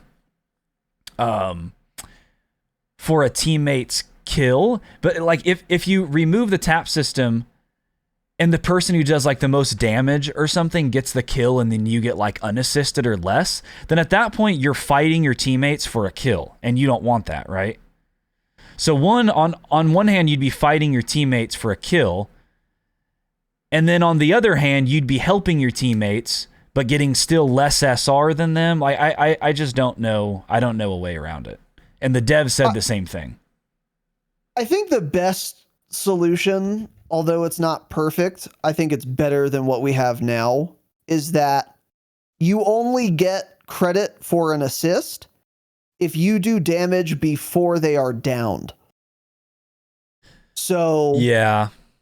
if like Jake gets a down, then whether or not I tap the downed guy, I'm only getting unassisted score for that. But if I do damage before the guy gets downed, then I get assist credit as well. The reason I think that's better is because I'm not going to wait for my teammates. If some guy is running in the open to another piece of cover, I don't have time to. He's not downed. It's too dangerous. It's too risky. I'm just going to get the down. And then you're out of luck. Sorry, you didn't help. Yeah. It's not a perfect system because getting thirsts is important sometimes. Like, you know, I got a down on a guy, he crawled in a building, and unless someone fools him, he's going to get revived. So that like is important if then my teammate gets the angle and gets the thirst. I think that's important, but it's not worth having to get taps and making people hold hands. I think it would be better if you only got assist credit again if you do damage prior to the person becoming downed. Another option, which I do not think is likely at all, is you have 3 point values. Yeah, that is one we talked about. That's right. We did talk about that. If you get a kill, if you get the down and then the guy dies, or you do damage to the guy before he's downed and then he dies, you get 5 points early game. And then if you only do damage while he's downed, but you full the guy, then you get whatever, 4 points. So it's not as much as an assist. It's not as much points, as many points, as doing damage before he got downed, but it's more points than not doing any damage at all. And then not doing any damage at all, you get 3 points. That's like another thing you could do. That's very complicated though. And if you do it that way, people are still going to tap because it's more SR than not tapping. So they're still going to do it. So I actually think just the first solution is best. You only get assist credit if you do damage before the guy is downed. I think that's the only way to stop the tap meta. And I think stopping the tap meta is more important than rewarding thirsts. Yeah. That's how annoying it is. And that's how annoying it is to do. And that's how annoying it is because it changes how the entire match plays because it makes everyone hold hands. I think getting away from that is paramount. I think it's more important than rewarding people for thirsts, ultimately. I think that's how they should do it. Yeah, and the first half of what I was saying, I think I misspoke. I typed it weird last night when I was writing this. So like what I meant to say is like the devs can't just get rid of unassisted kills and give me the same amount of SR as my teammate would get if I do no damage to some guy and he kills the same guy. Because that would mean I could end a match with 3 kills, you could end a match with 20, and we get the same SR. That makes no sense. So they can't do it that way either. But I've seen people talk about correct. That. That is not competitive at all, and that means bad players end up getting carried to ranks higher than they should be in just because they're playing with good teammates. That doesn't make any sense either. But well, I support it. Yeah, I don't know. And so the devs did say they're actively looking at trying to find a way to address this, but said they haven't found a way yet. And if they were going to find a way to address this, hey, they've had months to think about it. People have complained about the tap meta since Al Mazrah ranked dropped. They've had a year to think about it. They haven't came up with anything. We probably never will get anything. So I think it's here to stay. So you're going to have to just really hold hands with your teammates, get those taps. That's the way it's going to work. It's not going to change, at least anytime soon. I think it might change. The fact that they mentioned it implies to me that they do want to change it in some way. I wouldn't I think they mentioned that last year, maybe too. I could be wrong. Yeah. Well, I mean, that's what I'm saying. Everyone complained about it last year too, and now it's a new game, a new ranked mode that they've created on Resurgence, and they still haven't thought of anything different. If they haven't done it by that point, they're not just suddenly going to change it in Season 3, I don't think. They would have thought of an idea. I don't know if they mentioned it last year, though. That's the difference. Everyone was complaining about it last year. That's true. But I don't know if the devs said, hey, we hear you. Yeah. But now they are. That leads me to believe they might change something about it. The problem is there's no perfect solution. So the devs need to get over that and just implement a better system and acknowledge that it's not perfect, but it's better than what we have now. And I think having assists count only if you do damage before the down, I think that's just the best imperfect solution there is. It's the best one I can think of. Yeah, that just... It's all stacking, but that would lead to, again, even more stacking. Like I'm never leaving. Jake is tying a rope around my waist and I'm following him if that's the case. I'm shooting at the same guy he's shooting at every single time, right? Because then at least when you have taps, you can kind of be at least 10 feet apart from your teammate because they're like, I got a down, everyone come tap this guy. But if you all have to do damage before they're downed, you're not ever going to see a trio more than 3 feet apart from each other. And it will be awful as a player. There's just no good system. There isn't. Yeah, but the thing on that, though, is that, like, I think people are going to hold hands in a ranked mode no matter what. Like, literally no matter what. Unless you take away, like, placement SR or something. Like, people are always going to hold... Dude, everyone... We talked about this, like, weeks ago. Everyone's already complaining about people holding hands and stacking in current unranked Resurgence. Yeah. So, like, if people are already doing it when there's no rating on the line, of course they're going to do it in ranked, regardless of the scoring system. So I don't think there's a way to stop people from stacking. I don't think it's possible. So if we accept that people are going to hold hands no matter what, then we might as well get away from the annoying chore of having to tap people, at least. But either way, they're going to hold hands, I think. So I don't think having it in makes sense. I don't know, but whatever. Yeah. So yeah, moving on to just some other random things here by Smixy. I think this we kind of already talked about now, actually. Says there are map changes. No dynamic weather, no fog. I think I mentioned that. There's a super secret vault area that gives high tier loot. They talked about that. Well, that's interesting because that's going to exist in ranked. So that's kind of weird. Yeah, so we'll have to see what the loot is in ranked versus pubs. Yeah, because if you can like get specialist in ranked, that's going to be kind of dumb. Yeah, but I agree. I guess we'll see. We don't know any more than that. Yeah. Yeah. So that's pretty much it from that. Another one here from T Captain X again. Redeploy drones. So ranked will have double the amount of redeploy drones versus Fortune's Keep will have in pubs. So there's going to be 8 in ranked compared to 4 in pubs, I guess. So what? I like having more. I like having more balloons, but honestly, I feel like it makes more sense to have less in ranked and more in pubs. Doesn't that kind of seem backwards? I don't really care either way. Maybe I'm wrong, but I feel like if they're trying to make a ranked mode that's competitive, you would want less balloons, so you're forced to rotate instead of just hitting a balloon. I guess hitting a balloon is going to be very dangerous in ranked with people wanting to shoot you, but I don't know. It almost seems like it should be the opposite, less balloons in ranked, but regardless, that's the way it's going to be. If anything, there should be fewer in ranked for that reason. Yeah, so you have to be smarter with your rotates. That's like more skill gap, I guess.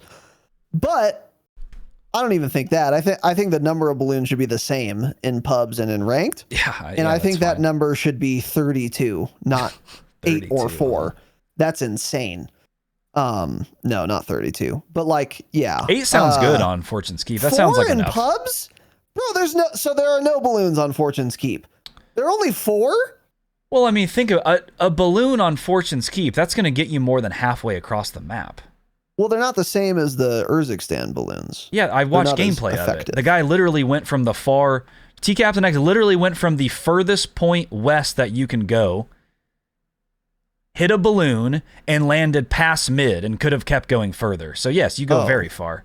It actually almost looked like they changed them. I was going to write that down, but it could have just been his video rendered weird. But when he hit the balloon at the top, he flung so fast. It looked like they made them even stronger, but I don't know. We'll see. So I think it is. Yeah, it's weird that there are more in ranked. I don't understand that, but just pointing that out, that was said.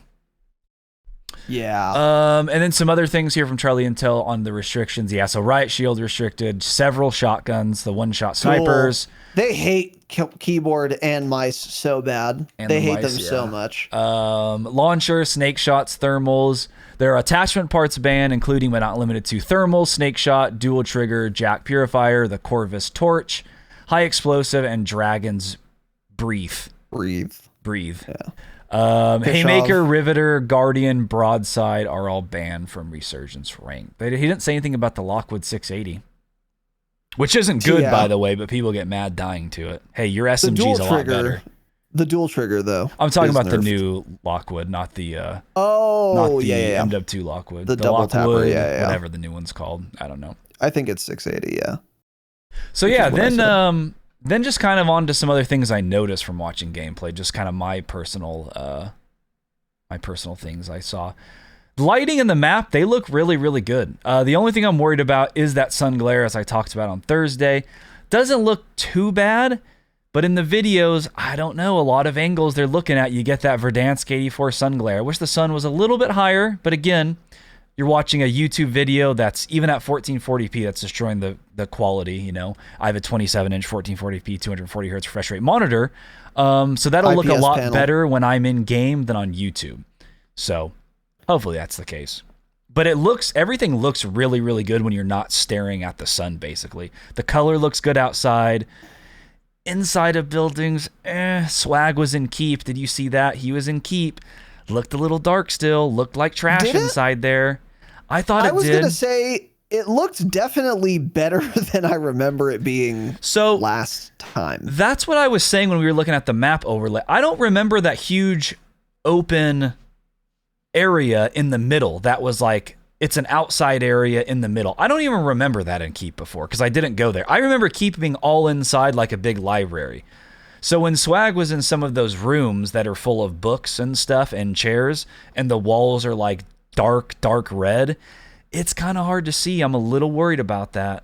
Not sure. I'm a little worried. Interesting. Yeah. But outside looks great in general.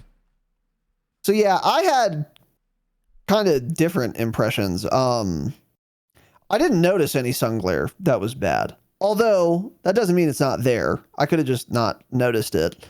But it wasn't so bad that it's obviously going to be awful. But it's something, I guess, to keep an eye on.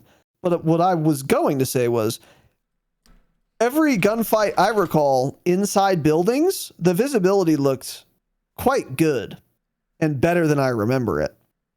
Now, again, that's not to say that there won't be rooms that are too dark, but I actually didn't notice any or see any that gave me cause for concern.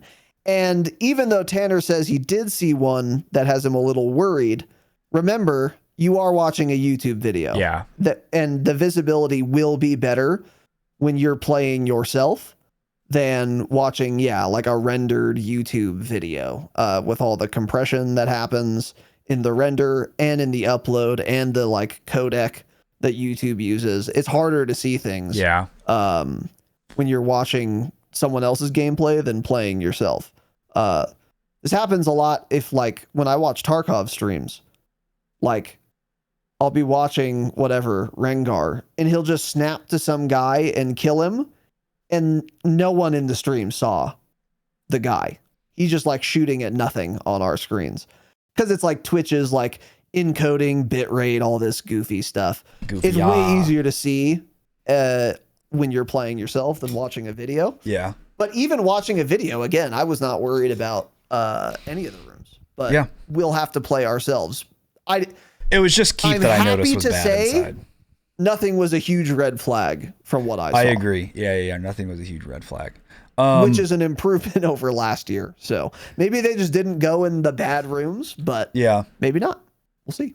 Water is definitely more Urzikstan type water. It's not like the super murky Ashika water or Al Mazrah. It's definitely more vibrant. Looks like you can see through it a little bit more. But as we said, water is not going to be a big issue, at least not until we get the big ship coming in Season 2 Reloaded. That's going to go around the map. That may change it. But as of now, the water doesn't look too bad. Whoops. Yeah, I agree. But also, water is terrible, and it's still going to be impossible to shoot through. But Yeah, it's nice being able to intended. see They want it people that so way, you yeah. can like run away from them. Yeah. So let me pull up the screenshot.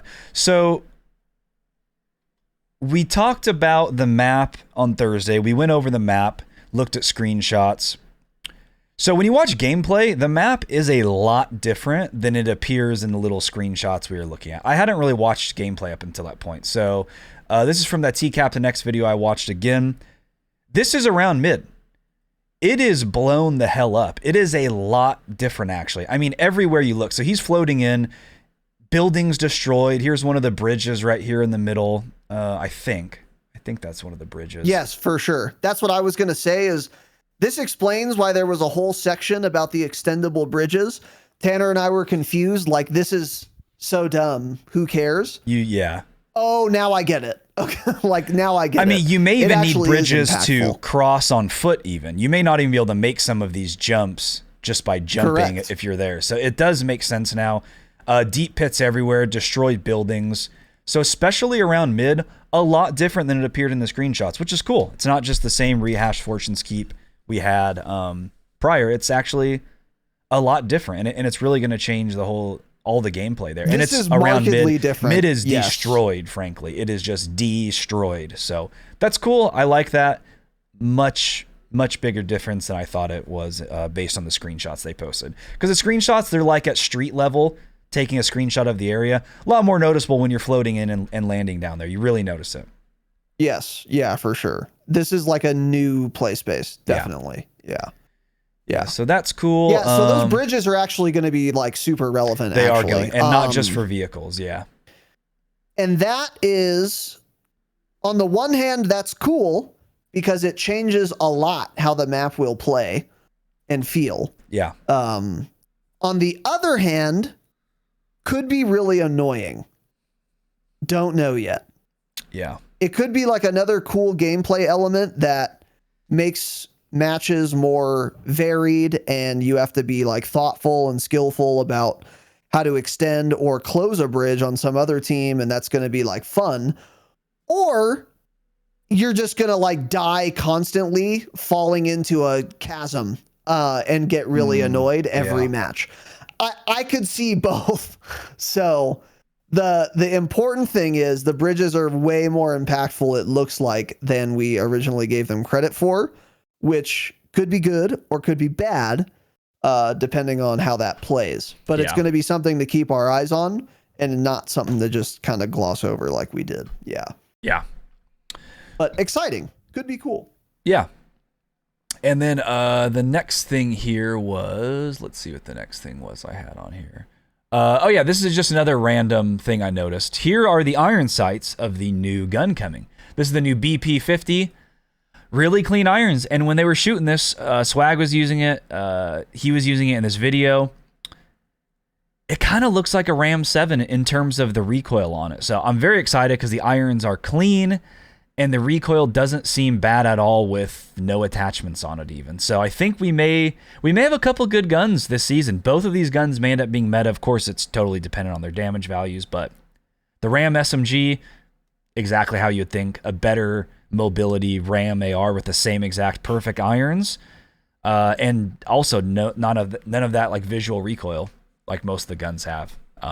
So that looked good, and this gun looks good too. So two promising new weapons, I think, coming this season as well.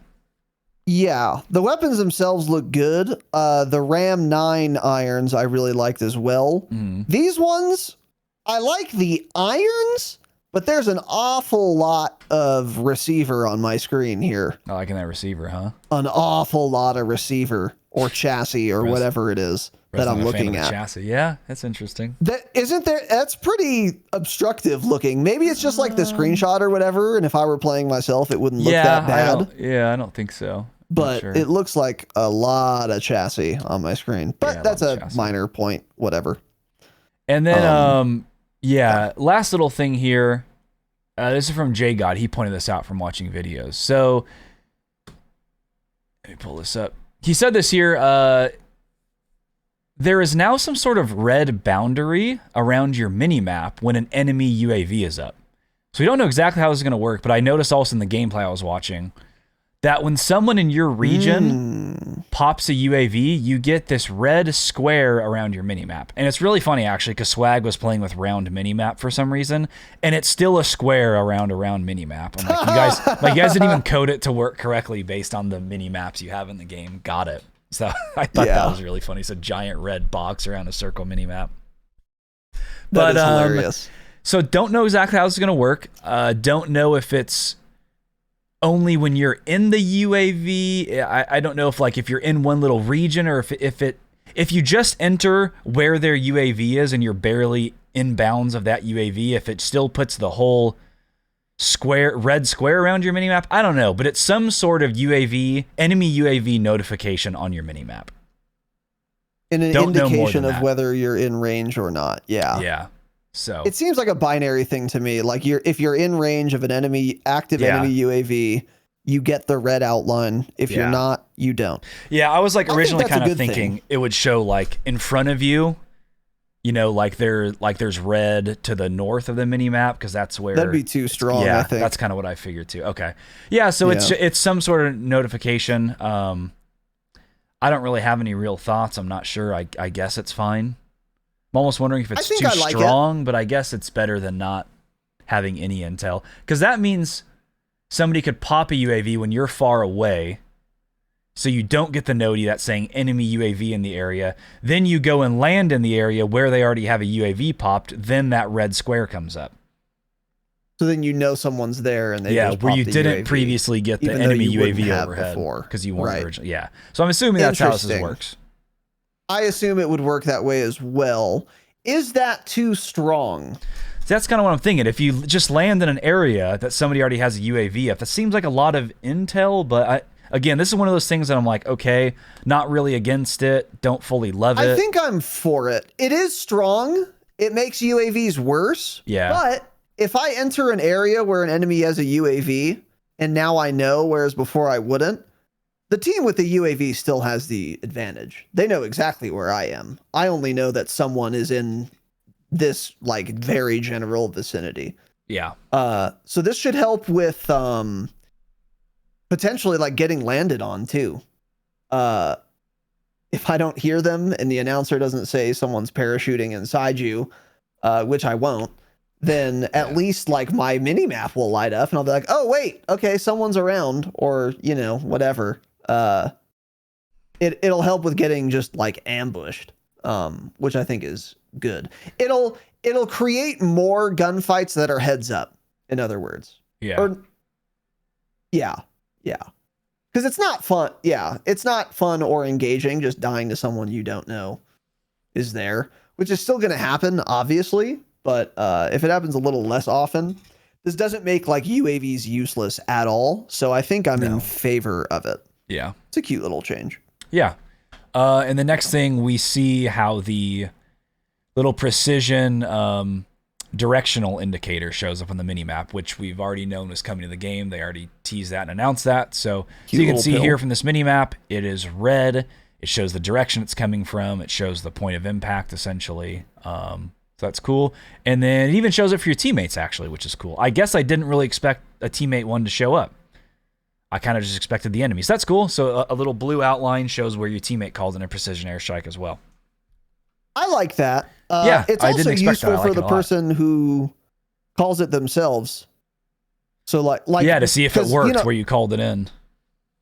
Well, to test it. That's one thing for sure. But another thing is sometimes you call a precision on yourself if you're in a building and you're getting pushed. So then if you do that, you should have that info if the enemies do as well, so that you know how far to parachute out of the window and go so that you're not in danger or whatever. That is Yeah. good. Yeah. Yeah, it's cool. Yeah, so that, and then let me see here. I think that's pretty much it for me. Oh, that's it for us, buddy. Yeah, that is for sure it for us. Yeah. So overall, Ranked Resurgence. As a starting off point, I think the rule set and the player count and the restrictions and all of that, generally speaking, look good. This seems like, in aggregate, all of the systems and mechanics of ranked play that I would want to see to start. That is not to say that this is the perfect rule set or whatever. I want the tapping issue to change in the way I mentioned. But beyond that, I think there will probably be some tweaking that needs to be done, in particular, maybe with the death fee and the amounts and whatever, and even maybe deployment fees as well, or kill rewards and all that. I think it's going to be very likely that some of those values will need to be adjusted a little bit, but of course they will. They're not going to get it right on the first try. And I think as far as choosing where to start with all of these numbers, I think they've chosen pretty good numbers, and then they're probably not correct. They're probably going to need to change some stuff, but you got to start somewhere. And I think this is a good enough spot. And I expect Raven, Treyarch, to be very responsive in terms of changing these numbers insofar as they'll need to. And I'm excited. I'm curious to see how it plays. I think it's going to be very, very ratty and handholdy. It's not going to be Resurgence that you think of, yeah. And it's going to feel really weird to be playing Resurgence and ratting, and everyone else is too at the same time.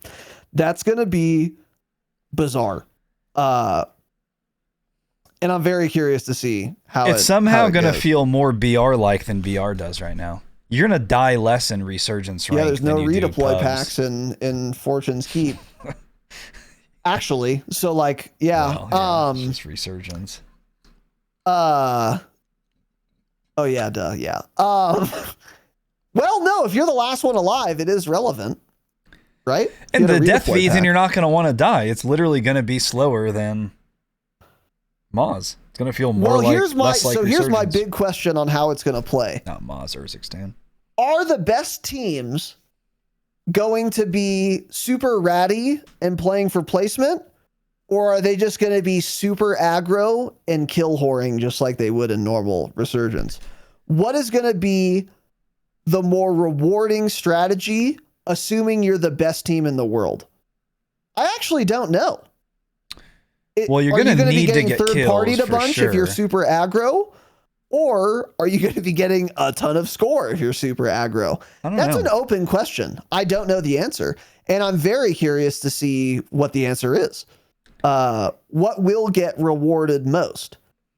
That's going to be fun to witness. Yeah, definitely early on. Question. Definitely early on, like Sia said, people will be playing it like they're used to playing in Resurgence. So like the first week or so, it's going to feel like Resurgence. People are going to play fast. Some people, they're going to play stupid. They're going to go for a lot of kills. And then they're probably going to start realizing this isn't working. I need to play a little bit slower. I need to play with my teammates. I need to actually try to win. Kicking in. And then it's going to become very slow. But I think when it first launches, it's not going to feel much different because like we're going to all be in bronze. I'm not going to play slow at all. I'm just going to run around, be stupid. But once you hit a certain rank, you can't do that anymore. You're not going to be able to. Yeah. But yeah, the only thing I can definitely confirm is the best Resurgence ranked player in the world, number one, will be better than any CDL player on a roster right now. That I'm 100% certain about for sure. That is obviously true, of course. Yeah. Duh. And it takes way more skill to be top 250 in Resurgence online ranked play than it does to win a CDL final. I agree. Stay humble. Stay humble.